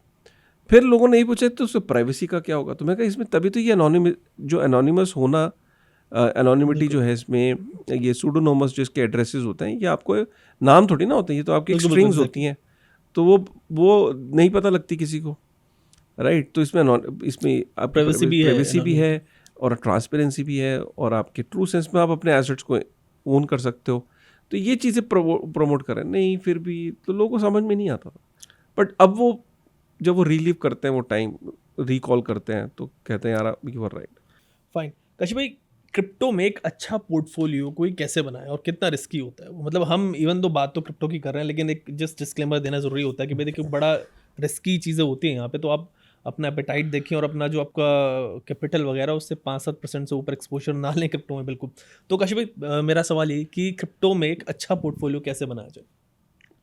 क्रिप्टो में अच्छा पोर्टफोलियो डिपेंड करता है आपकी एज क्या है, आपका रिस्क एपेटाइट क्या है, जैसे कि अगर आप 50 साल से ऊपर हो तो पोर्टफोलियो का मतलब सिर्फ बिटकॉइन होना चाहिए, ठीक है। बिकॉज यू हैव अनदर, मतलब मैं चाहूँगा कि आप 100 साल जियो, लेकिन जनरली लाइफ एक्सपेक्टेंसी को देखते हुए, रिस्क को देखते हुए आप 62 में रिटायर भी हो जाओगे। इंडिया में रिटायरमेंट का कॉन्सेप्ट 62 है, विच इज़ बैड। मतलब मुझे लगता है कि रिटायरमेंट वर्ड ही नहीं होना चाहिए। मतलब मुझे लगता है कि रिटायरमेंट का क्या मतलब है, जब बंदा 62 साल में भी, आज की डेट में लोग बहुत फिट है। कई ऐसे लोग को जानता हूँ तो 62 साल में लगता ही नहीं कि यार ये 62 साल का है, मतलब क्योंकि मेडिकल साइंस और लोग आजकल फिटनेस पे बहुत ध्यान देते हैं। कई मैंने 62 साल वालों को, 50 साल वालों को बीट करते देखा है मैराथन में। अच्छा, सही। आपकी बात कंटिन्यू करूंगा, ये यहीं से कंटिन्यू करेंगे। मतलब एक बढ़िया टॉपिक है कि क्या ये रिटायरमेंट एज ही बढ़नी चाहिए इसके बाद? हाँ हाँ प्लीज कंटिन्यू। हाँ, ये अच्छा टॉपिक है। इनफैक्ट ये डिबेटेबल, क्योंकि मुझे बिल्कुल। लगता है डिबेटेबल है। क्योंकि आई हैव सीन पीपल, मतलब who are younger than me, gym के अंदर। वो कई बार मैं वेट उठा रहा होता हूँ, मैं देख रहा होता हूँ कि नहीं उठा पा रहा है, तो मुझे लगता है कि यार ये क्या चक्कर है। जेनजी जो है, खैर ये फिर डिबेट पे चले जाएंगे हम। पोर्टफोलियो की बात पोर्टफोलियो की बात कर रहे हैं, तो मैं ये कहूँगा कि यार आपका ना मोस्ट ऑफ द काम एक्चुअली बिटकॉइन से हो जाना है। ये पोर्टफोलियो वर्ड ही गलत है एक्चुअली। ये पोर्टफोलियो वर्ड बनाया किसने? मतलब एक मुझे लेके आओ यार उस बंदे को सामने। सतोशी नाकामोटो ने जब वाइट पेपर डिज़ाइन किया था तो उसने पोर्टफोलियो की बात नहीं की थी। उसने ये नहीं कहा था कि इकोसिस्टम बहुत बड़ा होगा और ये होगा ये होगा। उसने कहा कि ये मैं बना रहा हूँ और इसकी डिमांड, क्योंकि डबल स्पेंडिंग की प्रॉब्लम को सॉल्व कर रहा है, ट्रिपल लेजर एंट्री सिस्टम है और ये बहुत सक्सेसफुल होगा। और लोगों ने देखा। मैं कहता हूँ कि यार आज की डेट में बिटकॉइन ने एवरेज जो रिटर्न दिया है, ठीक है, एवरेज पिछले 13-14 साल में 80-84% के आसपास का रिटर्न आया है किसी भी एसेट क्लास में। यार कोई साल का इतना रिटर्न अगर आ रहा है, फिर आप पोर्टफोलियो क्यों बना रहे हो? बिल्कुल। मैंने पीछे एक एग्जांपल दिया ग्रीड का।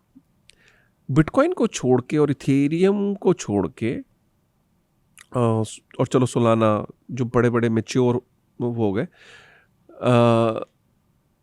लेकिन फिर भी मैं देखो यहाँ पे ये कहूँगा यूजर्स को कि एक मिनट को बिटकॉइन की बात करते हैं। ये तो आपको समझ में आ गया उसकी सप्लाई नहीं बढ़ाई जा सकती।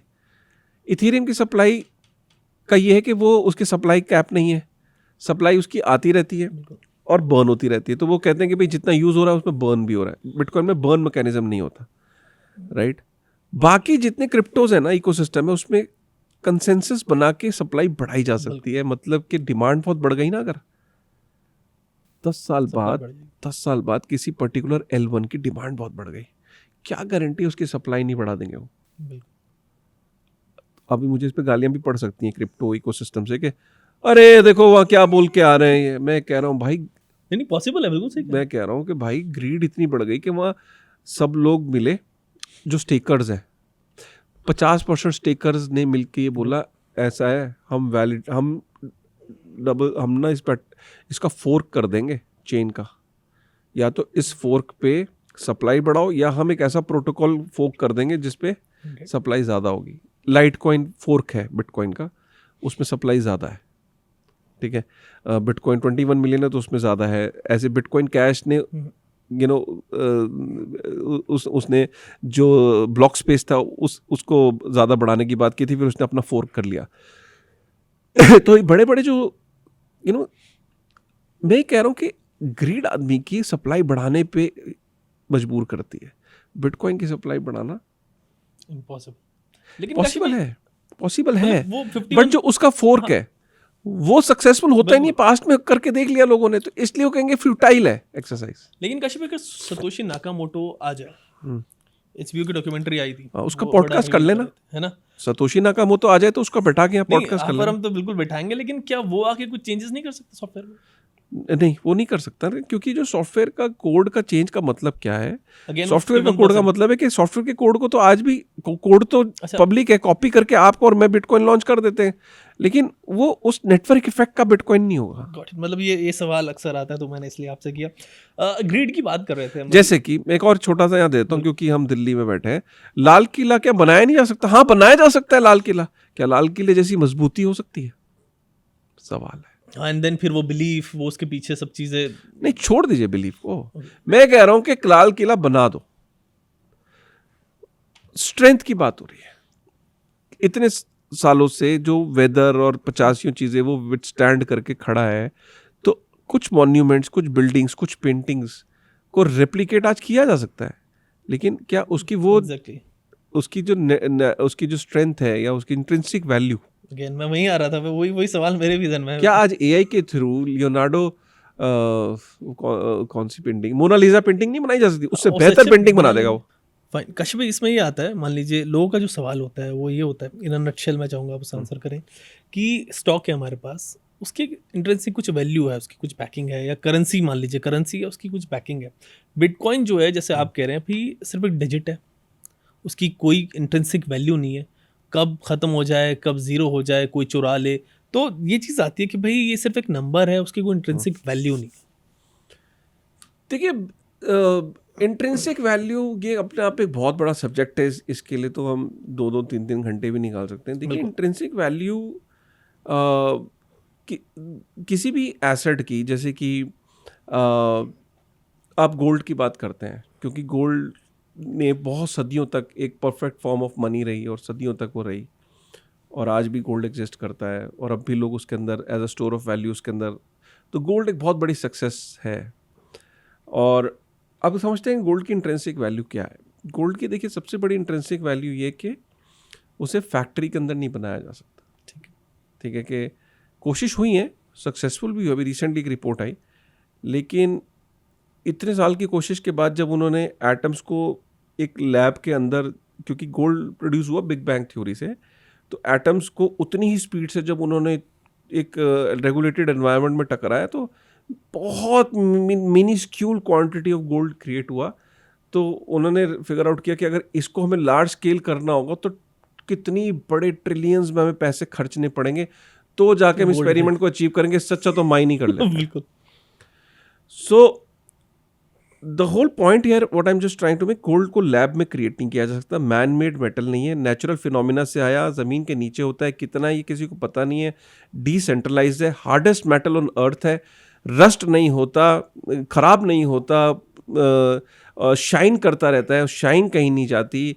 तो ये उसकी जो इंट्रिंसिक चीज़ें वैल्यू है, ठीक है। और अब उसका इंडस्ट्रियल यूज़ केस भी है, दवाइयों में और सब बहुत सारी चीज़ों में उसका यूज़ केस भी, ज्वेलरी उसका सबसे बड़ा यूज़ केस है। लेकिन गोल्ड की सबसे बड़ी इंट्रिंसिक वैल्यू क्या है? सबसे बड़ी इंट्रिंसिक वैल्यू कि एक परफेक्ट स्टोर ऑफ वैल्यू है। परफेक्ट स्टोर ऑफ वैल्यू कैसे? कि भाई अपनी जो परचेजिंग पावर है, जो उसकी जो वो उसको नहीं खोता, जो उसकी जो वैल्यू है वो रिटेन रखता है आने वाले सदियों के लिए। आज अगर आप जाओ और आप कहीं गड्ढा खोदो और आपको गड्ढे के अंदर से 1000 अशरफी मिल जाए और वो 1800 सदी की अशरफियाँ हों, और वो आपको क्या 1800 सदी का रेट लगेगा? नहीं, बिल्कुल आज का रेट लगेगा। तो जो 1800 सदी में तो उसकी वैल्यू उतनी होगी जितनी होगी, लेकिन वो आज हमने जब उसको 200 साल बाद भी निकाला तो रेट आज का लगेगा। तो ये वो अपनी वैल्यू को मेंटेन रखता है। लेकिन वहीं अगर हम यूएस डॉलर की बात करें तो 1930 में जो $1 की वैल्यू थी, आज जो है 99.99% खो चुकी है अपनी वैल्यू। मतलब 110 सालों में प्रॉब्ली, या 90 साल 100 साल में बेसिकली $1 की वैल्यू 99.9% वो अपनी वैल्यू उसकी ज़ीरो हो चुकी है ऑलमोस्ट। लेकिन गोल्ड की वैल्यू आज भी रिटेन्ड है। तो बेसिकली क्या है कि ये उसकी इंट्रिंसिक वैल्यू है कि यार गोल्ड जैसा कोई मेटल रिक्रिएट नहीं किया जाता। हाँ, गोल्ड को राजाओं ने सिल्वर से रिप्लेस करने की कोशिश करी थी बाय द वे, कि सिल्वर की वो चलाओ कॉइन्स, कॉपर के चलाओ, ब्रॉन्ज के चलाओ। कॉइन्स ब्रॉन्ज के भी थे, सिल्वर के भी थे, लेकिन लॉन्गेस्ट पीरियड ऑफ टाइम तक जो चले, जो लोगों ने आज तक एक्सेप्ट किए, वो गोल्ड के किए। तो गोल्ड की इंट्रिंसिक वैल्यू ने उसे प्रीशियस रखा। ऐसी इंट्रिंसिक वैल्यू सिल्वर की भी है, ब्रॉन्ज की भी, इसीलिए उनमें वैल्यूज हैं। ऐसा नहीं कि उनमें वैल्यू नहीं। बिटकॉइन की क्या है? बिटकॉइन पहला डिसेंट्रलाइज्ड पेमेंट नेटवर्क है, पहला एक्सपेरिमेंट है जो कामयाब हुआ कि बंदा एक वैल्यू को ट्रांसफर कर सकता है बिना किसी पर रिलाई किए, बिना किसी थर्ड पार्टी के दूसरी पार्टी को आप वैल्यू ट्रांसफर कर सकते हो। $10 भी भेज सकते हो और 1 ट्रिलियन भी भेज सकते हो। सोचो जरा कि $5 भी भेज सकते हो, $10 भी भेज सकते हो और 1 ट्रिलियन भी भेज सकते हो। और बिना किसी पे रिलाई करे भेज सकते हो। और अपने इसके जो इंसेंटिव वो इस तरीके से अलाइन है कि माइनिंग भी कोई कर सकता है, मतलब जैसे गोल्ड की माइनिंग फिर भी रेगुलेटेड है कि माइनिंग का लाइसेंस लेना पड़ता होगा। यहाँ माइनर जो है अपना कोई भी माइन कर सकता है, अपना हैश रेट अकोमुलेट करके अपना इसके अंदर पार्टिसिपेट कर सकता है और एग्जिट कर सकता है। जब उसका मन है अपने ग्रिड को बंद कर दे, जब उसका मन है अपने ग्रिड को ऑन कर ले। माइनिंग, आप तो माइनिंग का प्लांट देख के भी आए हो, है ना। तो बेसिकली इतना फैसिनेटिंग, उस पर से जो लेजर है, सबसे बड़ी इंट्रिंसिक वैल्यू मैं बता रहा हूँ। बिटकॉइन का जो लेजर में एक बारी जो चीज़ लिख दी जाती है, हिसाब किताब, वो अमर हो जाता है, वो इम्यूटेबल लेजर है। ये उसकी इंट्रिंसिक वैल्यू है। दुनिया में इम्यूटेबल लेजर है कितने? आप बताइए, दुनिया में जितने भी लेजर्स हैं वो किसी ना किसी के कंट्रोल में है। फेडरल रिजर्व का लेजर फेडरल रिजर्व के कंट्रोल में, यूएस गवर्नमेंट के कंट्रोल में है। उस लेजर के अंदर जो एंट्रीज है और जो एंट्रीज एंटर हो रही हैं और जो डिलीट हो रही हैं, वो किसके कंट्रोल में? Are you getting? Even Fed के बारे में तो आता है प्राइवेट एंटिटी है, यूएस गवर्नमेंट भी कंट्रोल नहीं करता उसको। तो सोचिए, दुनिया में कोई भी लेजर डिसेंट्रलाइज नहीं है। पहली बार बिटकॉइन ने लेजर को डिसेंट्रलाइज करा और ट्रिपल लेजर एंट्री सिस्टम का इंट्रोडक्शन हुआ। अभी तक डबल लेजर एंट्री का सिस्टम था। Every debit has equal credit. एक जगह मैंने आपको पैसे दिए तो मेरा डेबिट हुआ, आपका क्रेडिट हो गया। 2 ही एंट्रियाँ होती थी। पहली बार ट्रिपल लेजर एंट्री का इजाद हुआ है। अपने आप में बहुत बड़ी इनोवेशन है। ट्रिपल लेजर एंट्री सिस्टम होती क्या है? मैंने आपको पैसे दिए तो मेरा डेबिट हुआ, आपका क्रेडिट हुआ, और एक और लेजर है जो पब्लिक डोमेन में है, वहाँ डेबिट और एंट्री, डेबिट और क्रेडिट दोनों एंट्री हुई तो पब्लिक को भी दिख रही है। तीन हो गए। मेरा, आपका, पब्लिक के लिए, पब्लिक के पास। ये जो ट्रिपल लेजर एंट्री का जो सिस्टम है, ये अपने आप में एक इनोवेशन है। और ये लेजर इम्यूटेबल है। इस लेजर को यूज करने के लिए क्या चाहिए? मैं आपको एग्जांपल देता हूँ। पेटीएम को यूज करने के लिए क्या चाहिए? नॉर्मल फोन या INR। सॉरी, पेटीएम की करेंसी क्या है? एग्जैक्टली INR होगी, ठीक है। वीजा की करेंसी INR है, मास्टर, अगर आप इंडिया में हो। बाहर हो तो वहाँ की करेंसी। स्विफ्ट को यूज करने के लिए क्या चाहिए? Currency, dollar. बिल्कुल। अगर मेरे को स्विफ्ट यूज करना है, ठीक है, तो बिटकॉइन की लेजर को की पेमेंट नेटवर्क को यूज करने के लिए क्या चाहिए? बिटकॉइन। तो जब लोग उस लेजर की डिमांड कर रहे हैं, ठीक है, लोग उस पेमेंट नेटवर्क की जब डिमांड कर रहे हैं कि यार ये पेमेंट नेटवर्क ठीक है, मुझे अपनी जो वेल्थ है मुझे इस लेजर में रखनी है सपोज, तो मुझे उस लेजर के अगर रखनी है तो मुझे क्या चाहिए? BTC चाहिए। तो ये उसकी इंट्रिंसिक वैल्यू है, क्योंकि बहुत सारे लोग कह रहे हैं कि यार ये जो लेजर की म्यूटेबिलिटी और ये जो ट्रिपल लेजर एंट्री सिस्टम है और ये जो डिसेंट्रलाइज पेमेंट नेटवर्क है, मुझे यार ये चाहिए। अब जब इसके अंदर पहले एक आदमी बिलीव था, फिर 2, 3, 4, 5, 6, 7, 8, 9, 10, 11, 12, 500 मिलियन यूज़र हैं टोटल क्रिप्टो में, और 200-250 मिलियन यूज़र जो है वो बिटकॉइन में इन्वेस्टेड है। तो ज़रा समझो कि 250-300 मिलियन लोगों का जब विश्वास उस लेजर पे बढ़ गया तो वो इंट्रिंसिक वैल्यू आ गई ना। तो इंट्रिंसिक वैल्यू कोई फॉर्मूला नहीं है। इंट्रिंसिक वैल्यू लोगों का बिलीफ है उस पर्टिकुलर एसेट क्लास की प्रॉपर्टीज में और यूज केस में। मतलब एक दिन ऐसा हुआ होगा ना, ये टॉपिक थोड़ा लंबा है इसलिए आई एम टेकिंग एग्जांपल्स, क्योंकि अगर ये समझ में आ जाता है ना जनरली, तो लोगों को बहुत कुछ समझ में आता है। इमेजिन करिए कि जब आदमी पृथ्वी के ऊपर इस दुनिया में आया होगा और ऐसे घूम रहा होगा, आदमी को नहीं पता था कि ये पानी, आग, स्टोन, ये सारे फेजेस आए धीरे धीरे, कि स्टोन से हम मार भी सकते हैं, स्टोन अच्छा, पत्थर से हम किसी को अच्छा, फिर ये फायर भी कोई चीज़ होती है।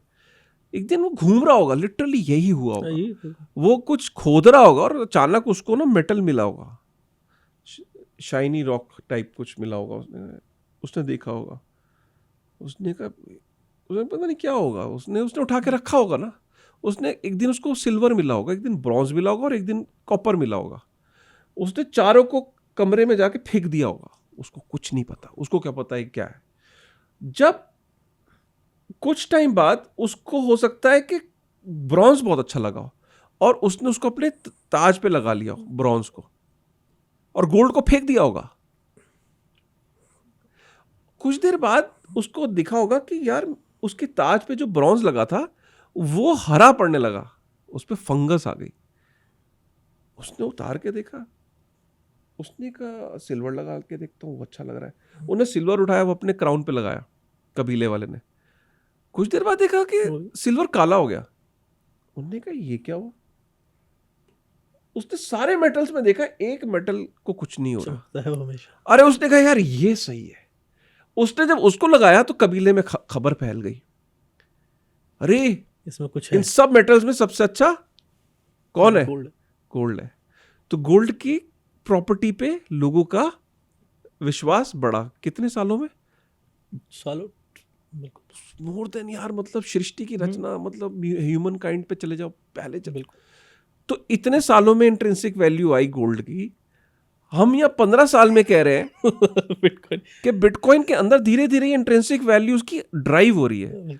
आपको कन्विंस लग रहा है तो आप लो, नहीं लग रहा तो आप गोल्ड लो। बिल्कुल। लेकिन कश भाई, इस पे एक और सवाल आएगा, शायद वो कनेक्ट हो जाएगा आपके इससे।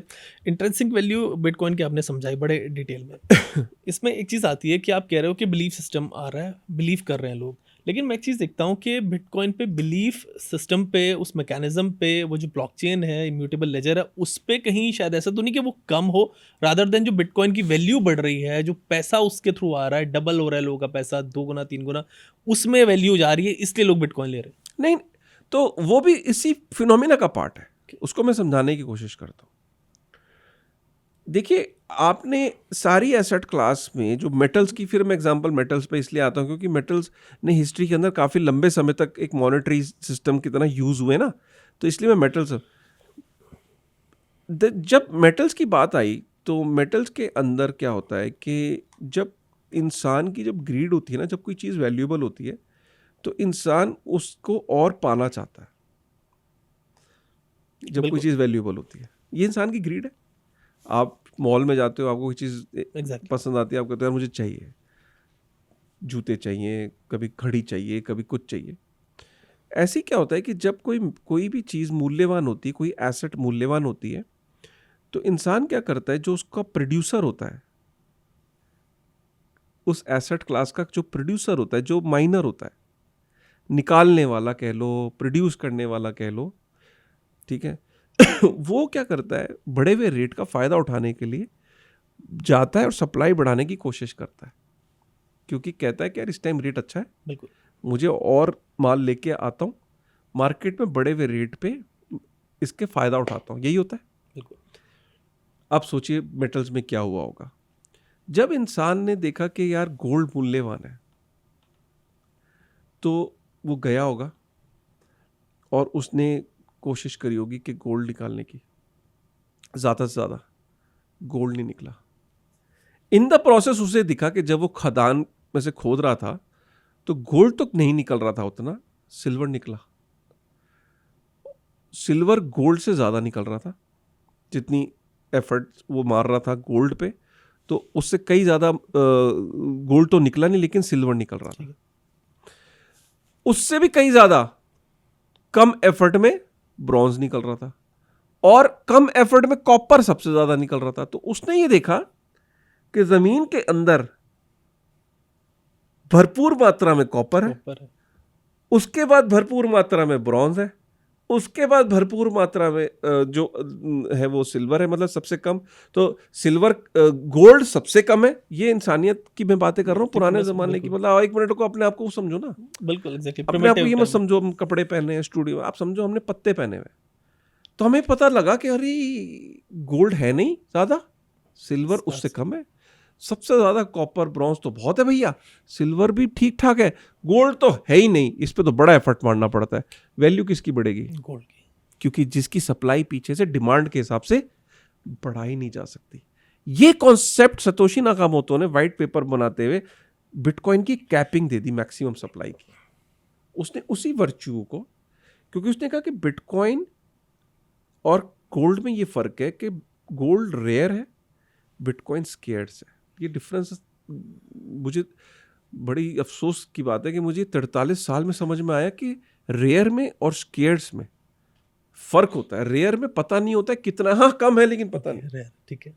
स्केयर्स पे पता है। बिटकॉइन ने कहा only 21 million will ever be there in the world. अब क्या है, ह्यूमन ग्रीड बढ़ती जा रही है, अब वो पीछे जाता है। एक तो प्रोटोकॉल के अंदर ये सॉफ्टवेयर लगा दिया कि ब्लॉक तो 10 मिनट बाद ही आएगा। दूसरा, चाहे डोनाल्ड ट्रंप आ जाए, चाहे नेटो की आर्मी आ जाए, बंदूकें लेके माइनर के सर पे खड़े हो जाए, जल्दी ब्लॉक निकालो बिटकॉइन का। बिटकॉइन का सॉफ्टवेयर 10 मिनट के एवरेज पे ब्लॉक देता है माइन करने के लिए। तो प्रोग्रामेबिलिटी उसकी डिफाइन है। आफ्टर एवरी 10 मिनट टक टक।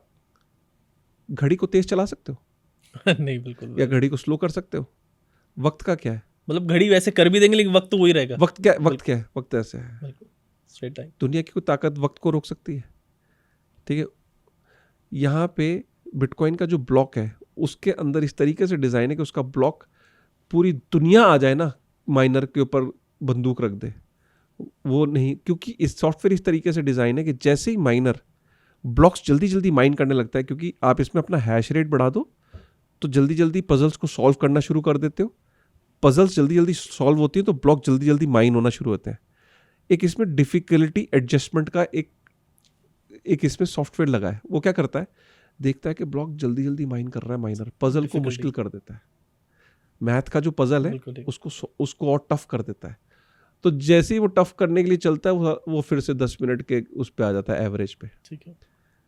तो इससे हमें पता चल जाता है कि बिटकॉइन कितने साल में आखिरी आएगा, कितने साल कितना आएगा और कितनी इसकी सप्लाई रहेगी। तो आपको ये वेल डिफाइंड है और नंबर आपको डिफाइंड। अब क्या, ह्यूमन ग्रीड जितनी मर्जी हो जाए, इस टाइम ह्यूमन ग्रीड अपने टॉप पे है लेकिन पीछे से बिटकॉइन की सप्लाई नहीं बढ़ रही, तो क्या होगा? वैल्यू, डिमांड बढ़ रही है, सप्लाई फिक्स्ड है। गोल्ड के अंदर भी यही है, बस गोल्ड में और बिटकॉइन में इतना सा तो डिफरेंस है कि गोल्ड हमें पता नहीं कितना है, बिटकॉइन का पता है। बिटकॉइन का पता है, इसलिए गोल्ड भी बढ़ रहा है। लेकिन कुछ लोग आजकल ना वीडियो बहुत बना रहे हैं, पता क्या कह रहे हैं? The next gold is silver guys, fill your bags with silver. EV में यूज होगा, इसमें यूज होगा, नो डाउट उसका इंडस्ट्रियल यूज केस बढ़ रहा है। मैं फिर लोगों को कह रहा हूं कि इन चक्करों में मत पड़ना। जब सिल्वर की डिमांड बढ़ेगी और सिल्वर अपने ऑल टाइम हाई के आसपास पहुंचेगा, पीछे से सप्लायर जाएगा, माइनर जाएगा और सिल्वर को खदान से निकालना शुरू कर देगा। और सिल्वर गोल्ड से ज़्यादा निकल सकता है खदान से, और वो ला के मार्केट में डंप करेगा, सिल्वर का प्राइस क्रैश कर जाएगा। आपको पता है कॉपर का प्राइस क्यों रेंज बाउंड रहता है? इतने सदियों से आप कभी कॉपर का प्राइस देखना है, एक रेंज में रहता है। ठीक है, क्यों?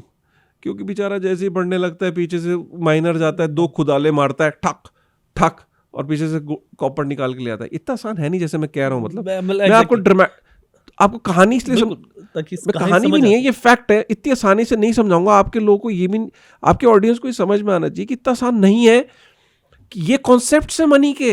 ये हमारे जो दादा दादी क्यों कभी, ये तो आप हर घर में गोल्ड आता है, इंडिया में गोल्ड जाता नहीं है घरों से, क्यों? क्योंकि उनको ये कॉन्सेप्ट बड़े क्लियर थे। बिल्कुल। हमारी ये जो करंट जनरेशन है, ये जनरेशन है स्टॉक्स की, ये जनरेशन है 1 का 2 जल्दी करने वाली। बिल्कुल। Micro stock, micro cap, penny stocks, meme coins, इनको मेटल्स की अहमियत नहीं पता। हमारे बुजुर्ग हमसे बेहतर इन्वेस्टर थे। हमारे बुजुर्ग मेटल्स के लोग थे, वो बिटकॉइनर्स थे एक्चुअली। डिजिटल वर्ल्ड का जो मेटल है वो गोल्ड बिटकॉइन है, सिल्वर इथेरियम है। ओके, बड़ी बात है ना? So that is how this industry is evolving.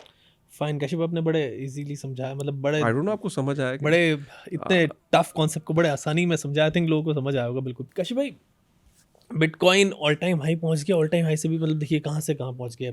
तो अक्सर ये ऐसा ही लग रहा था, ट्रंप आ रहे थे, ट्रंप के बाद जो यूएस में इलेक्शंस हुए थे तब से ये एक तरीके से सोचे थे कि बुल रन स्टार्ट होगा। इस पे बात करूंगा बुल रन पे आगे, लेकिन just I am giving you वो रेफरेंस वहाँ से ला रहा हूँ। तो अभी यूएस में क्रिप्टो को लेके क्या चल रहा है, क्या नई चीज़ आ रही है? बिकॉज ऐसा होता है कि जो यूएस में होता है धीरे धीरे करके वो आज नहीं तो कल 1 से 1.5 साल पूरा ग्लोबली फिर वो फिनोमेना फैलता है। वो हमसे बहुत सारी चीज़ों में आगे रहते हैं, चाहे वो .com हर चीज़ में उसमें रहे ये लोग। तो यूएस में क्रिप्टो में भी क्या चल रहा है? यूएस में यार जो प्रेसिडेंट है वो बिटकॉइन प्रोफेसर आ गया हो। अब सोचो किसी यूनिवर्सिटी का वाइस चांसलर बिटकॉइन का प्रोफेसर होगा तो क्या होगा। यूनिवर्सिटी का हर कोर्स, उसका हर टीचर, उसका हर स्टूडेंट से बिटकॉइन बिटकॉइन ही करेगा। यही हो रहा है वहाँ पे। देखिए बहुत देखिए हुआ क्या है कि डोनाल्ड ट्रंप को ये तो पता है कि उसके इलेक्शंस में जीतने की में one of the most important role जो रहा वो रहा बिटकॉइन कम्युनिटी का और क्रिप्टो कम्युनिटी का। एक तो क्रिप्टो कम्युनिटी ने उसे डोनेशंस दिए और ऊपर से उसे वोट भी दिए, और क्रिप्टो कम्युनिटी वहाँ पे काफ़ी लर्नड भी है और काफ़ी एक्टिव है, और उन्होंने डोनाल्ड ट्रंप को जीतने में काफ़ी मदद भी की। ऊपर से डोनाल्ड ट्रंप की जो फैमिली ओन्ड जो बिजनेसेस हैं वो इस वक्त सारे के सारे क्रिप्टो बहुत मेजर तरीके से कर रहे हैं।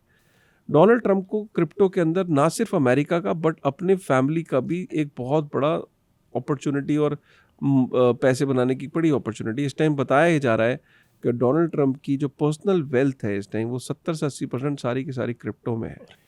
आप ये इससे अंदाज़ा लगाइए कि वर्ल्ड लिबर्टी फाइनेंस जो है उसका खुद का स्टेबल कॉइन है, जिसकी अभी जो डील हुई थी, जो सीजी ने अपना स्टेक बेचा था जो बाइनेंस के अंदर, तो वो $2 बिलियन की उसको पेमेंट मिली और वो USD1 में हुई, तो जो ट्रंप का स्टेबल कॉइन है।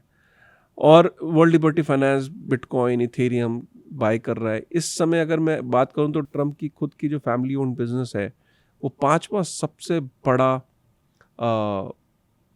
ओनर है ट्रेजरी में। बिटकॉइन की जो ट्रेजरी है उसमें सबसे बड़ी जो ट्रेजरी है वो ट्रंप की खुद की कंपनी की है। इससे अंदाज़ा लगाएं कि कितनी बड़ी हो चुकी है।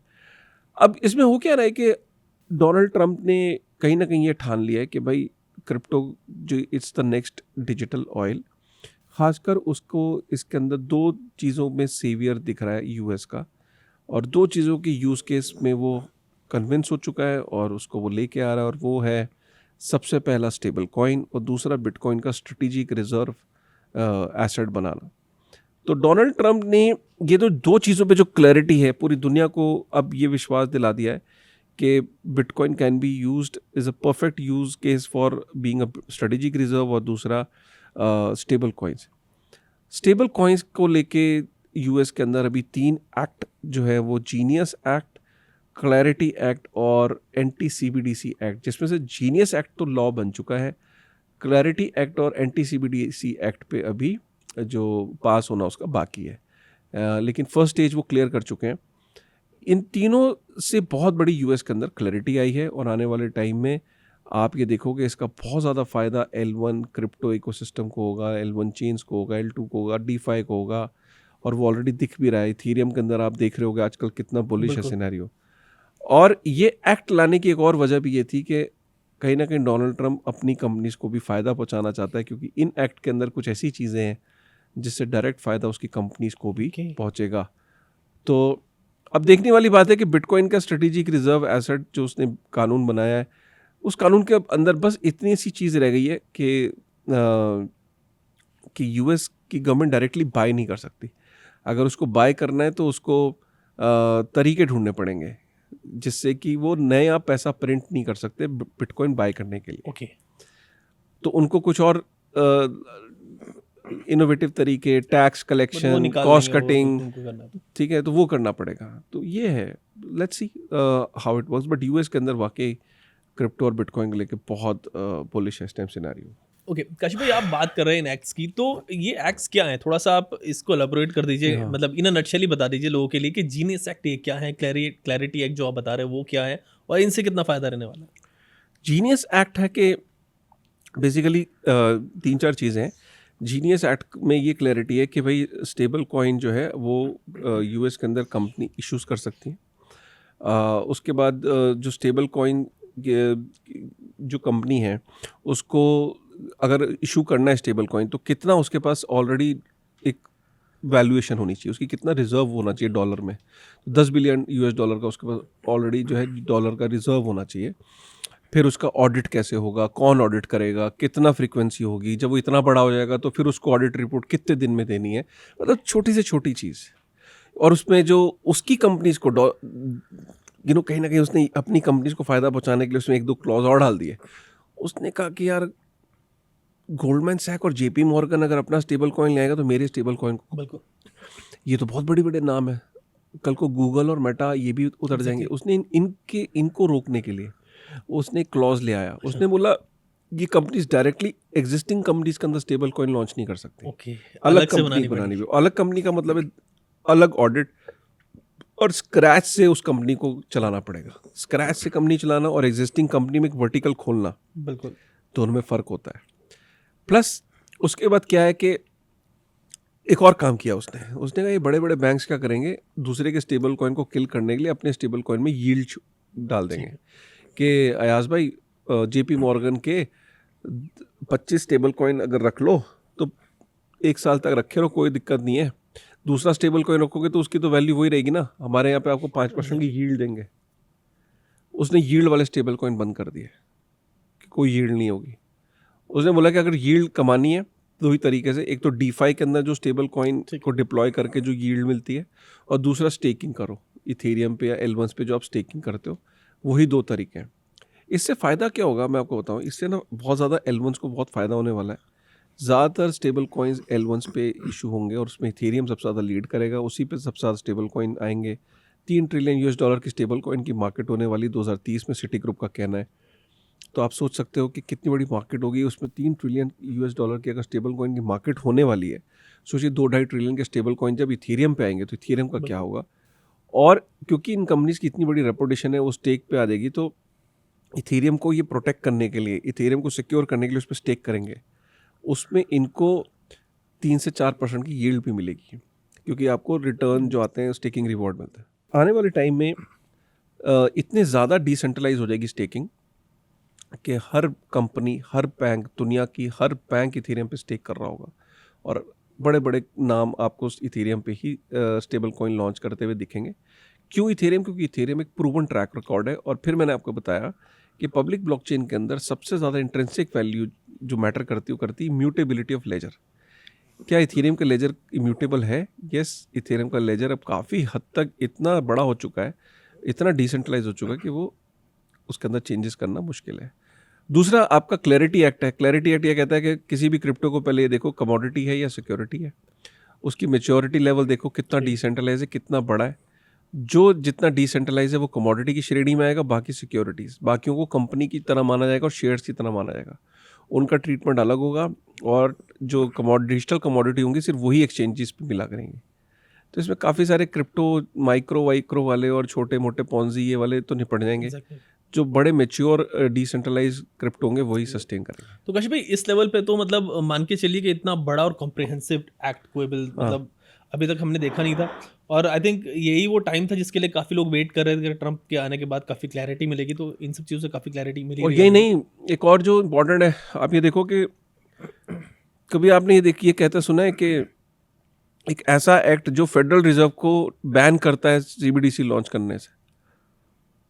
ओके मतलब सोचिए, एंटी CBDC एक्ट प्रपोज किया है जिसमें सिर्फ अमेरिका स्टेबल कॉइन की मार्केट बनेगा एंड CBDC लॉन्च नहीं करेगा, और उसके लिए कानून बना रहे हैं ताकि अगर ट्रंप के रजीम नहीं भी रहता तो आगे भी कानून लागू रहे। सोचिए। तो कशिश भाई इसमें यूएस को क्या फ़ायदा रहेगा स्टेबल कॉइन से, और ग्लोबली जैसे आप बता रहे हैं उनको क्या इससे खतरा?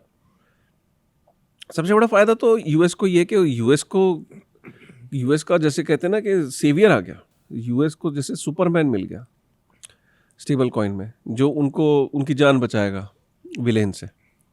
विलेन कौन है? चाइना।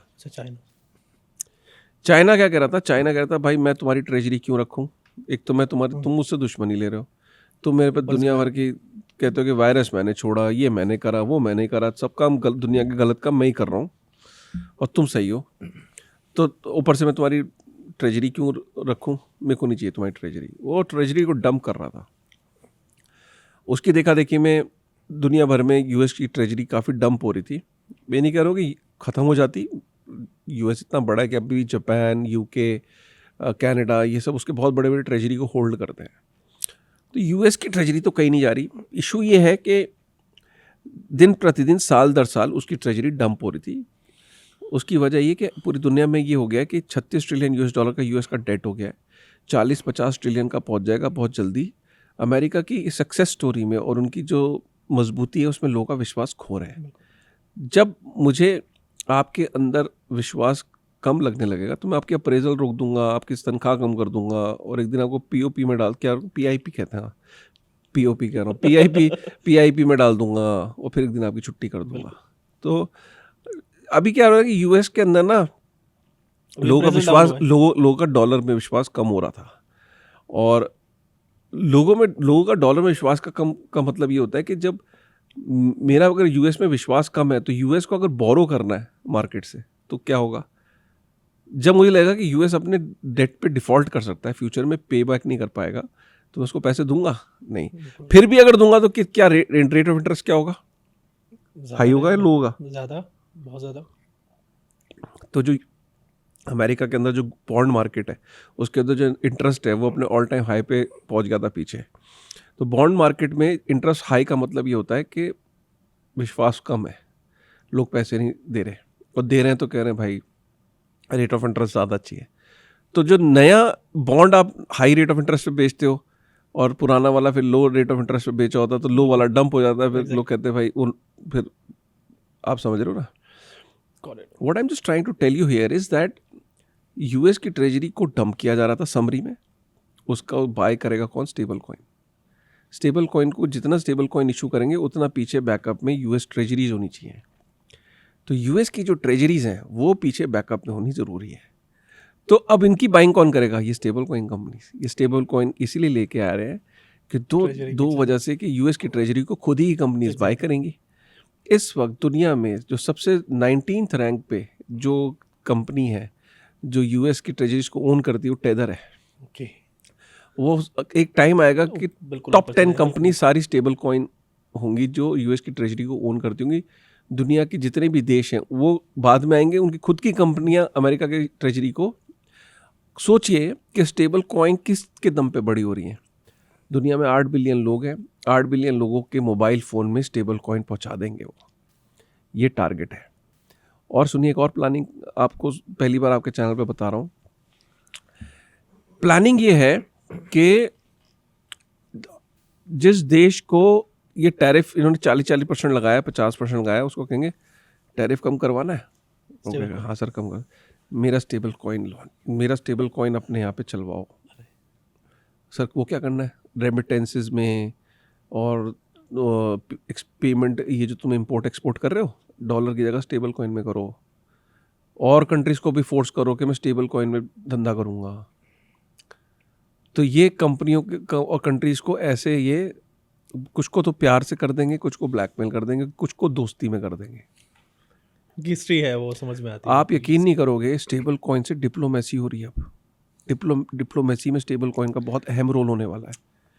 अब जो डोनाल्ड ट्रंप की कंपनी है उसकी खुद का जो स्टेबल कॉइन है उसको जो यूज़ करेगा वो दोस्त कहलाएगा किसका?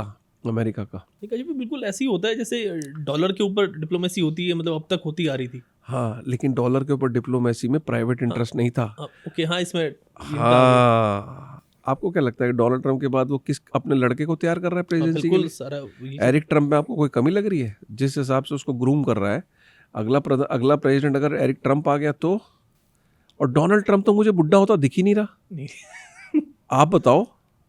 बिल्कुल इतनी उम्र का लगता है। भला आप खुद देखो ना डोनाल्ड ट्रंप, मुझे तो 8-10 खैर वो बात अलग है कि वहाँ 2 टर्म से ज़्यादा बन नहीं सकता, लेकिन वो उस कानून को भी चेंज करने में कुछ चक्कर में लगे हुए हैं। So what I am just trying to tell you is कि पहली बार डिप्लोमेसी में क्रिप्टो। और आपको एक और फैक्ट पता है आपको? रिसेंटली खबर आई कि यूके का बजट डेफिसिट हो गया, आमदनी ज़्यादा कम, आमदनी कम हो गई, खर्चा ज़्यादा। तो वो बोल रहे हैं कि यार हमारे पास ना 2018 में एक क्राइम के अंदर 61,000 बिटकॉइन हमने ना कैप्चर किए थे। वो बोल रहे हैं वो बेच देते हैं, हमारा ना बजट का डेफिसिट पूरा हो जाएगा। सरकारें इस हद तक आ गई हैं कि हमारे पास बिटकॉइन पड़े पुराने, उसको बेच के अपना बजट डेफिसिट पूरा कर लेते हैं। सॉलिड का शिप है, मतलब इतना इसमें। तो जब यूके की आप बात बता रहे हैं, यूएस तो मान के चलिए, यूएस तो एक तरीके से जो करता है वो पूरी दुनिया को फॉलो कराता है, करना पड़ता है, वो जैसे कैसे होता है, वरना ये हो जाता है। तो इन सब चीज़ों का इम्पैक्ट इंडिया पे क्या होगा? आप बताइए। मतलब मेरी नज़र में तो यही, मैंने तो पहले बता दिया आपको कि अक्सर ऐसा होता है कि जो ग्लोबली यूएस करता है वो धीरे धीरे करके कहीं ना कहीं वो फिर वो मेन स्ट्रीम में आता है, दूसरे कंट्रीज में भी आता है। ऐसा नहीं है, आरबीआई ने क्लियरली बोला कि जो अमेरिका में हो रहा है उसको हमें फॉलो नहीं करना चाहिए। हमारा अपना एक एग्जिस्टिंग मॉनेटरी सिस्टम है एंड हमें उसे प्रोटेक्ट करना है। देखिए मैं आपको बताऊं, स्टेबल कॉइन थ्रेट है इंडिया के मॉनेटरी सिस्टम के लिए, ओके। और आरबीआई इसमें 100% ठीक है। एक्साइटमेंट और एक्सूबरेंस अपनी जगह है। हाँ, अगर हम देश के हित में बात करें तो हम स्टेबल कॉइन्स को हमें अलाउ नहीं करना चाहिए। इमीडिएट बेसिस पे आरबीआई को और देश की पार्लियामेंट को क्रिप्टो पे कानून लाने में अगर वक्त लग भी रहा है तो इमीडिएट बेसिस पे एटलीस्ट इतना कर देना चाहिए कि स्टेबल कॉइन को लीगल टेंडर की तरह यूज़ ना करा जाए भारतवर्ष में। क्योंकि भारतवर्ष में हमारी सॉवरेनिटी की पहचान है आईएनआर। हम सॉवरेन नेशन हैं। हम सॉवरेन नेशन अगर हैं तो वो सिर्फ एक वजह से है, क्योंकि हमारा मॉनेटरी सिस्टम पे हम कंट्रोल करते हैं, हमारी इलेक्टेड गवर्नमेंट कंट्रोल करती है। अगर सपोज करें मेरी गवर्नमेंट का कंट्रोल ही नहीं रहेगा मॉनेटरी सिस्टम पे, मॉनेटरी पॉलिसीज पे, तो फिर सॉवरेनिटी किस बात की? मतलब फॉर एग्जांपल, अगर कल को जिम्बाब्वे के अंदर जैसे ऐसे 25 देश हैं, बहुत लोगों को पता नहीं होगा आपके, ऐसे 25 देश हैं जिनकी खुद की करेंसी नहीं है, आपको पता है? नहीं, मेरे को आइडिया। अच्छा, तो ऐसे दुनिया में 25 देश हैं जिनकी खुद की करेंसी नहीं है। उनकी करेंसी क्या है? USD, dollar. तो क्या वो देश एक्चुअल में आज़ाद है? हाँ नहीं, वो बाउंड है क्योंकि अमेरिका के, बिल्कुल। जिस देश की करेंसी डॉलर होगी वो बॉर्डर के हिसाब से तो आज़ाद है, लेकिन उनकी जो मॉनेटरी बिल्कुल इकोनॉमी, तो एल सल्वाडोर के अंदर लीगल टेंडर क्या था? बिटकॉइन, डॉलर था। अच्छा डॉलर, ओके। तो डॉलर के साथ उन्होंने बिटकॉइन वो को बाद लीगल में। टेंडर बना दिया।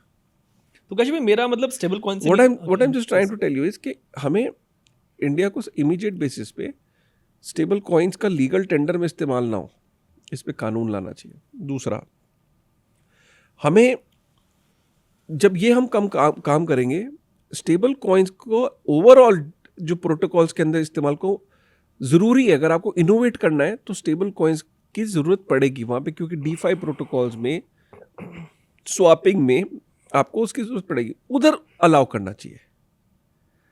हमें हमारा कंसर्न मॉनेटरी पॉलिसी को लेके, हमारा मॉनेटरी कंट्रोल को लेके ना, वो लूज नहीं होना चाहिए। उसके लिए हमें ज़मीन पे कोई ब्रेड, अंडा, बटर ये सब ना खरीद पाए, लेन देन ना कर सके, और वो रोकना चाहिए। लेन देन भी कि चीज़ों की बाइंग एंड सेलिंग ना करें उसके through. It is like A dollar से लोग बाय सेल कर रहे हैं, नहीं वो गलत है ना।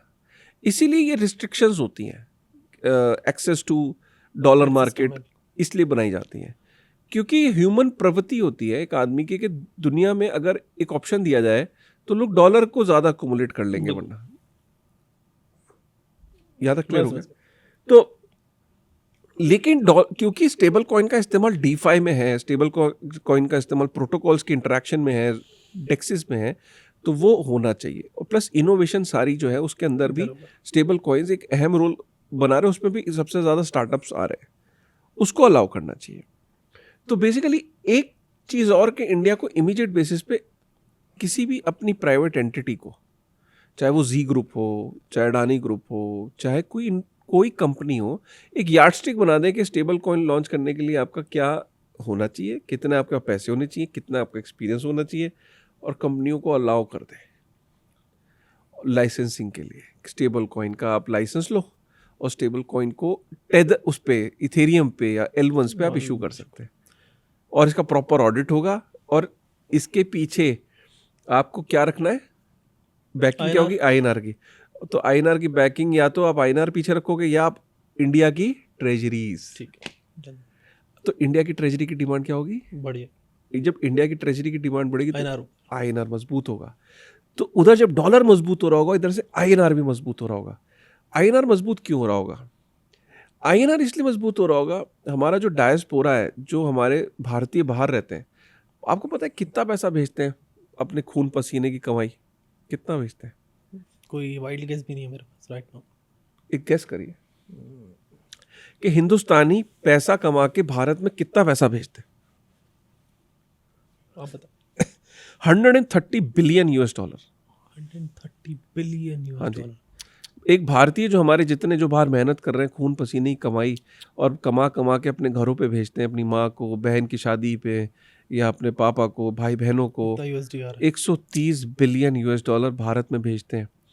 अब जब ये भारत में पैसा वापस भेजते हैं कमा के, तो इसका जो 6% का जो कट है कौन लेके जाता है? Yes.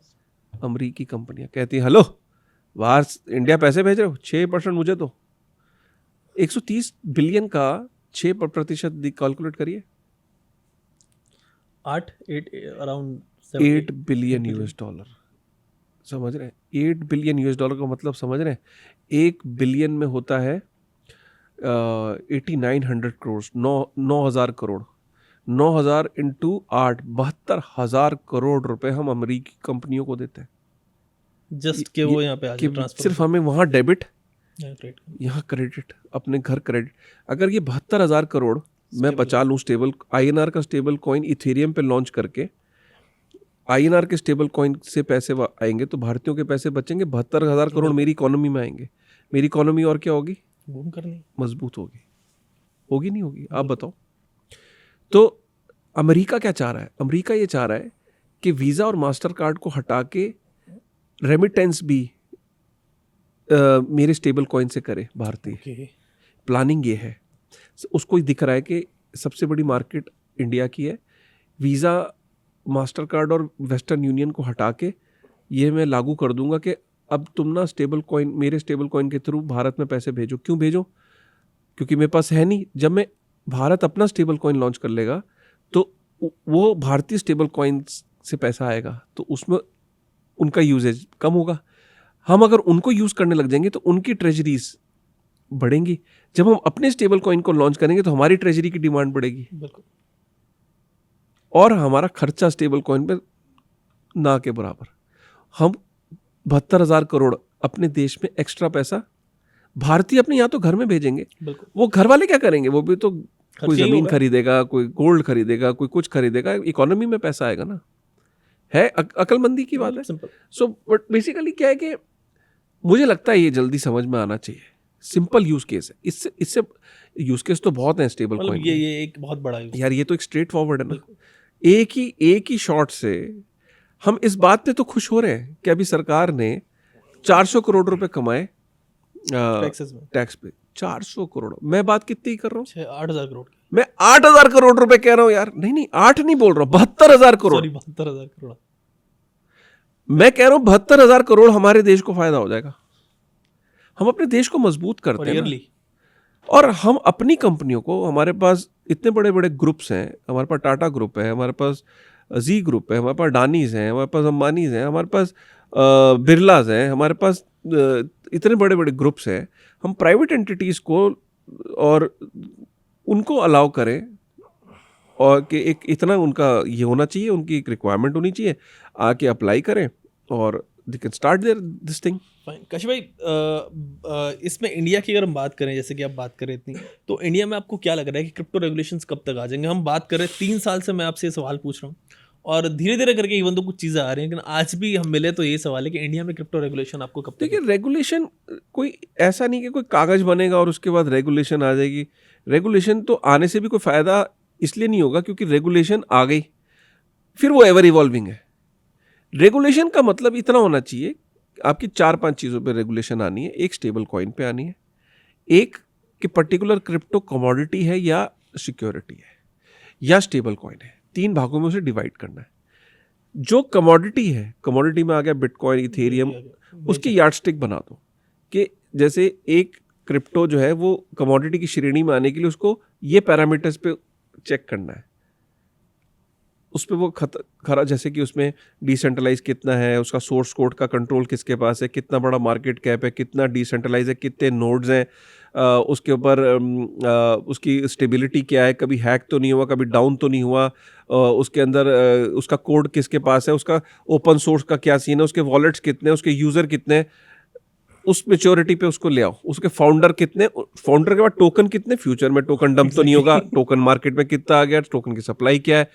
अरे यार मैंने आपको 15 गिना दिए, इस टेस्ट पे उसको चेक कर लो।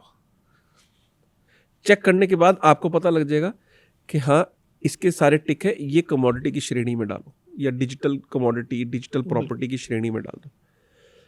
एक हो गया कि भाई इसमें फाउंडर है, उसके पास शेयर्स हैं, उसके अंदर ये को फाउंडर है, ये और ये अभी नया है, डिसेंट्रलाइज नहीं है, स्टेबल भी नहीं है, ये नहीं है, ये सिक्योरिटी की श्रेणी में आ गया। एक आ गया कि भाई ये हमारे टाटा ग्रुप है, ये हमारा ये है, ये ग्रुप है, इनके स्टेबल कॉइन, ये स्टेबल कॉइन है, ये आईएनआर बैक्ड है, ये स्टेबल कॉइन है। स्टेबल कॉइन का लॉ अलग, सिक्योरिटीज का लॉ अलग, डिजिटल कमोडिटी का लॉ अलग। डिजिटल कमोडिटी को आप एक्सचेंजेस पे ट्रेड करने के लिए अलाउ करो, सिक्योरिटीज को बोलो कि भाई तुम वापस आओ अपने आप को कमोडिटी की श्रेणी में लाने के लिए, 1 साल बाद फिर रीअप्लाई करो, ठीक है। अभी तुम उस श्रेणी में नहीं हो, तब तक थैंक यू, तुम अपने आप को यहाँ लाने के लिए अभी तुम सैंड बॉक्स में डल गए, या तुम्हारे अंदर एक रिस्ट्रिक्टिव वो कर दिया। रिस्ट्रिक्टिव मतलब हम ये कह सकते हैं कि अभी तुम्हारे अंदर रिटेल ट्रेड नहीं करेगा, लेकिन एक्रीडेटेड इन्वेस्टर्स कर सकते हैं ट्रेडिंग, या तुम्हारा रिटेल को अभी एक्सेस नहीं है तुम्हारा। जैसे जैसे तुम टेस्ट पास करते जाओगे,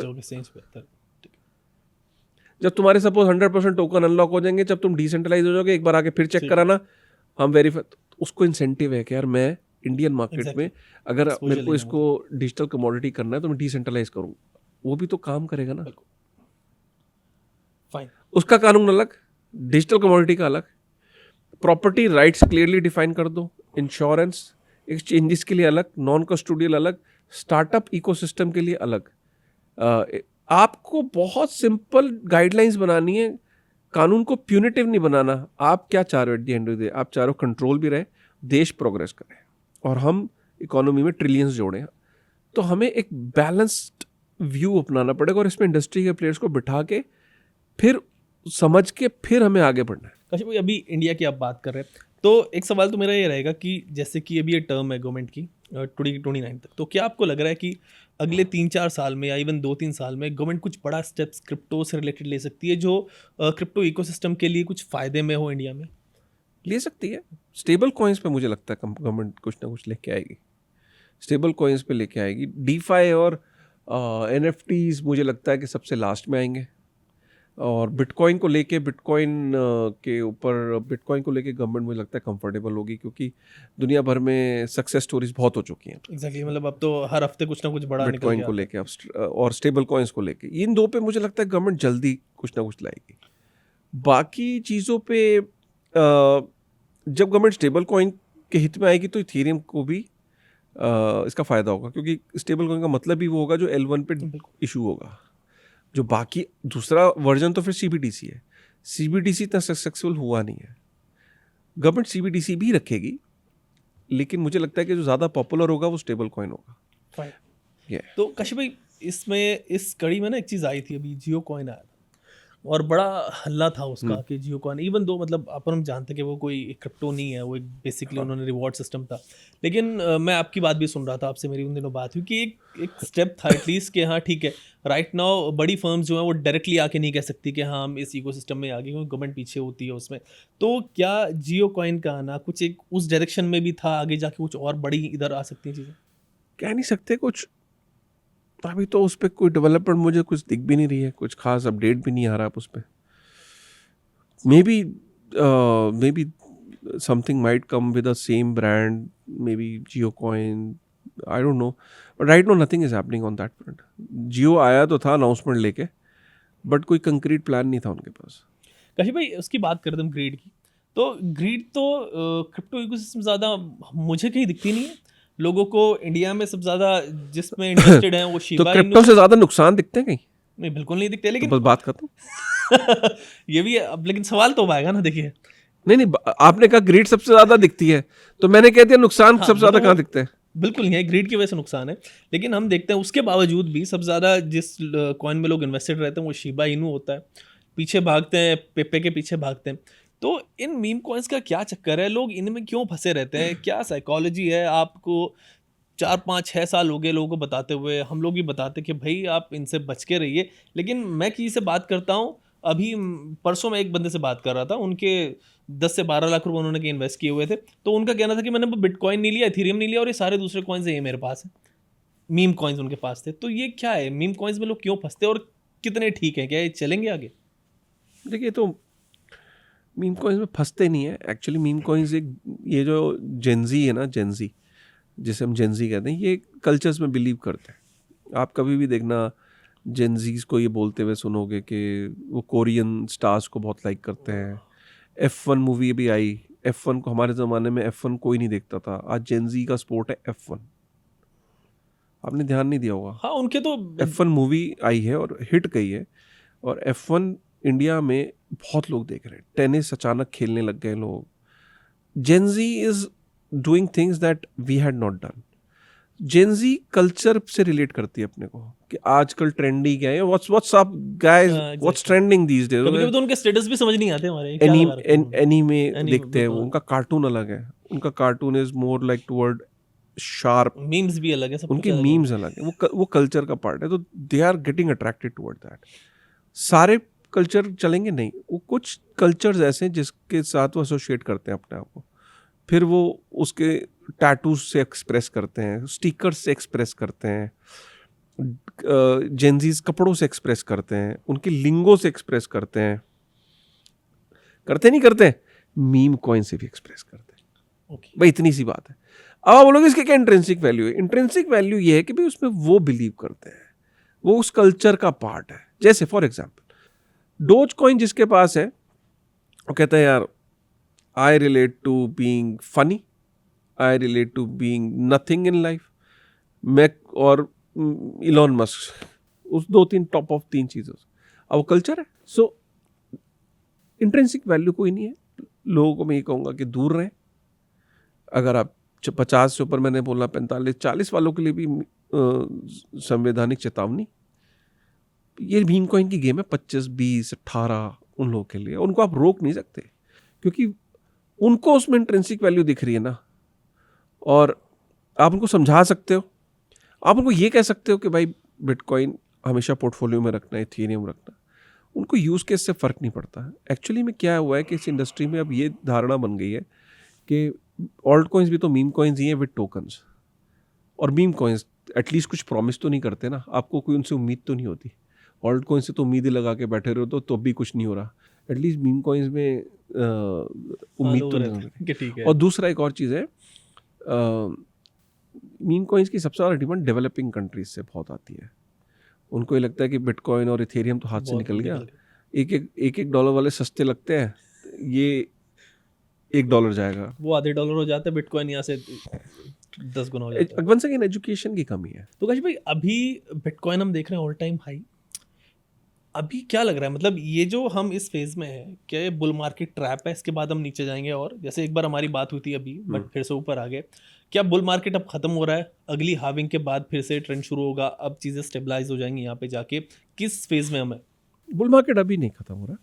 अभी जो रेनबो चार्ट्स हैं और 85 चीज़ें हैं, अभी सब मैट्रिक्स ये बता रहे हैं कि बुल मार्केट अभी ख़त्म नहीं हो रहा है। बहुत सारी भी चीज़ें मैट्रिक्स हैं, जैसे न्यू यूज़र्स, न्यू रजिस्ट्रेशंस। अभी उन सब पे जब फाउंडर्स से बात करो, एक्सचेंजेस से बात करो, तो यही कहते हैं कि अभी नहीं। अब जाके थोड़ा इंटरेस्ट बढ़ना शुरू हुआ है। अभी कल परसों में देख रहा था ऑल्ट कॉइन में सर्ज हो रहा है, बिटकॉइन में सर्ज हो रहा है, सर्च पे, गूगल पे, न्यू रजिस्ट्रेशंस पे सर्ज हो रहा है। तो अभी तो देखिए ना, इथेरियम हो गया। अब इथेरियम में अभी एकदम इंस्टीट्यूशनल इंटरेस्ट बढ़ा है। अभी जीनियस एक्ट और ये सब चीज़ों का फ़र्क आपको देखने को मिलेगा मार्केट में। तो मेरे हिसाब से अभी बुल मार्केट अभी ये तो नहीं मैं कहूँगा कि ख़त्म हुआ है। और मैं ऑनेस्टली ये भी बोलूँगा कि मैं इस साइकिल में बिलीव ही नहीं करता हूँ। मैं कहता हूँ यार, कोई चीज़ जब स्केर्स है, एग्जैक्टली, वो इवेंचुअली तो उसका क्या बेयर मार्केट यार। वो मैं कहता हूँ बेयर मार्केट को आप उल्टा ये देखो कि बेयर मार्केट आ गई, lucky you, exactly this is the time to buy. अभी जब BTC $70,000 से $15,000 गया था, क्या अमेजिंग टाइम था। हम बस बात ही कर रहे थे उससे, और $100,000 की बात करते थे उस टाइम पे कि जाएगा नहीं जाएगा। अब देखिए 125 चल गया ना, 15 से गया एक्चुअली में, तो देखो। बिल्कुल। तो काशी भाई ये सिचुएशन है बिटकॉइन की, तो एक जनरल ऐसी क्वेश्चन जिसकी लोग बहुत बात करते हैं कि बिटकॉइन का वाइल्डेस्ट प्रेडिक्शन अगर आपसे लूँ मैं अगले 6 साल मेरे का, से मत 7 लीजिए, साल एक्चुअली का, मैं तो प्रेडिक्शंस करता नहीं हूँ। और मैं तो ये कहूँगा कि आप गूगल करिए, सबके पास ग्रॉक और चैट जीपीटी है, और उस पर बोले कि बड़े बड़े लोगों ने 2025 में या 2024 से आज तक पिछले 1.5 साल में ये टाइप करिए कि in last 1.5 year who are the people who are well known and well respected people who have given predictions, well respected people and institutions and their predictions। तो उसमें आएगा सिटी बैंक ने बोला है $2 लाख जाएगा, उसमें आएगा कि कैथी वुड ने बोला है कि 1 मिलियन जाएगा, आर्थर हेज ने बोला है कि 1 मिलियन जाएगा, उसमें आपके बैंक्स के फिडेलिटी ने बोला है कि इतना जाएगा, उसमें आपके गोल्डमैन सैक बोल रहा है कि इतना जाएगा, माइकल सेलर बोल रहा है इतना जाएगा। तो आप ना क्या करो, जो टॉप 10 प्रेडिक्शन है, मैं भैया मेरे ना फंडे बहुत क्लियर हैं अयाज भाई, प्रेडिक्शन कभी करके एम्बैरेस मत हो। बिल्कुल आपका जब भी कोई सवाल पूछे उसको बोलो भाई जो टॉप 10 प्रेडिक्शंस हैं उनको टोटल करके 10 से डिवाइड कर दो। ओके, एवरेज निकालना फाइन। प्रेडिक्शन तो ऐसे भी आती हैं, काशी भाई आई थी 2-2.5 साल पहले जब बिटकॉइन नीचे था कि क्रिप्टो इज डेड। बड़ा इंटरेस्टिंग एपिसोड था जो आपके साथ मैंने शूट पता नहीं किया कहाँ था, है वो भाई साहब, कहाँ है। और आई थिंक वो सबसे बड़े एपिसोड लगा मुझे उसमें ना, उनमें बहुत सही से डिटेल में लेकिन वो आते नहीं अब नहीं आते। काशी भाई बड़ी अजीब अजीब चीज़ें आती हैं, एक जो कंटेंट बड़े वायरल होते हैं उस पाईकॉइन लोग बहुत क्वेश्चन करते हैं और वीडियो के कमेंट्स में आते हैं भाई पाईकॉइन पे क्या चल रहा है, पाई में क्या चल रहा है। इनका सीन ऐसा है, अगर इनकी सच बताएं, इनके बारे में सच बताओ कि यार यहाँ पे ज़्यादा कुछ है नहीं, तो फिर गालियाँ पड़ती हैं। आप पे भी बहुत पड़ी, मुझ पे भी बहुत पड़ी। तो ये पाईकॉइन में क्या चल रहा है लोगों को बताइए, क्या इसमें लगे रहें? बहुत एक्सपेक्टेशन लोग लगा के बैठे कि पता नहीं कितना बढ़ जाए। मेरा सीन फिर वही वाली बात है कि क्या पाईकॉइन स्केयर्स है, क्या उसका नंबर डिफाइंड है? मैं ये कहता हूँ कि मैं गलत सही कह ही नहीं रहा हूँ, मैं ये कह रहा हूँ कि क्या अच्छा चलो, क्या वो इथेरियम की तरह, अब आप ये कह सकते हो कि इथेरियम भी कहाँ स्केयर्स है, इसका ना लोग काउंटर बहुत अच्छा देते हैं, वो भी तो स्केयर्स नहीं है, ठीक है, लेकिन इथेरियम एक बर्न मैकेनिज्म है कि जितना वो उसका यूज केस बढ़ेगा उसमें इथेरियम काफ़ी बर्न होगा उसके। अब बर्न मैकेनिज्म दिख रहा है कि इथेरियम के अंदर जो है उसकी जो मैक्सिमम सप्लाई है किसी भी साल जो बढ़ाई जा सकती है वो 1.5% से बढ़ाई जा सकती है, और उसके बाद उसका जो बर्न मैकेनिज्म है वो देखो कि इथेरियम कितना बर्न हो रहा है। और वो बर्न क्यों हो रहा है? क्योंकि इथेरियम का यूज़ केस बढ़ रहा है। जब इथेरियम का यूज़ केस बढ़ रहा है उसके मेट्रिक्स अलग दिख रहे हैं। मुझे डैप रडार पे पाईकॉइन नहीं दिखता है कि कितनी डैप्स बन रही है, ठीक है, मुझे कहीं पे भी कोई ऐसा टूल नहीं मिलता है जहाँ पे पाईकॉइन का नाम दिखता हो। पाईकॉइन के अंदर एक बिलीफ है लोगों का, क्योंकि पाईकॉइन को बहुत लोगों ने माइन किया है, कई सालों की तपस्या। अब लोग एक तरीके से पाईकॉइन को एक मीम की तरह देख रहे हैं, मीम की तरह ये देख रहे हैं कि भाई जो स्ट्रगल करा जिन लोगों ने उनका कॉइन है ये, एक दिन ये उनको जिताएगा।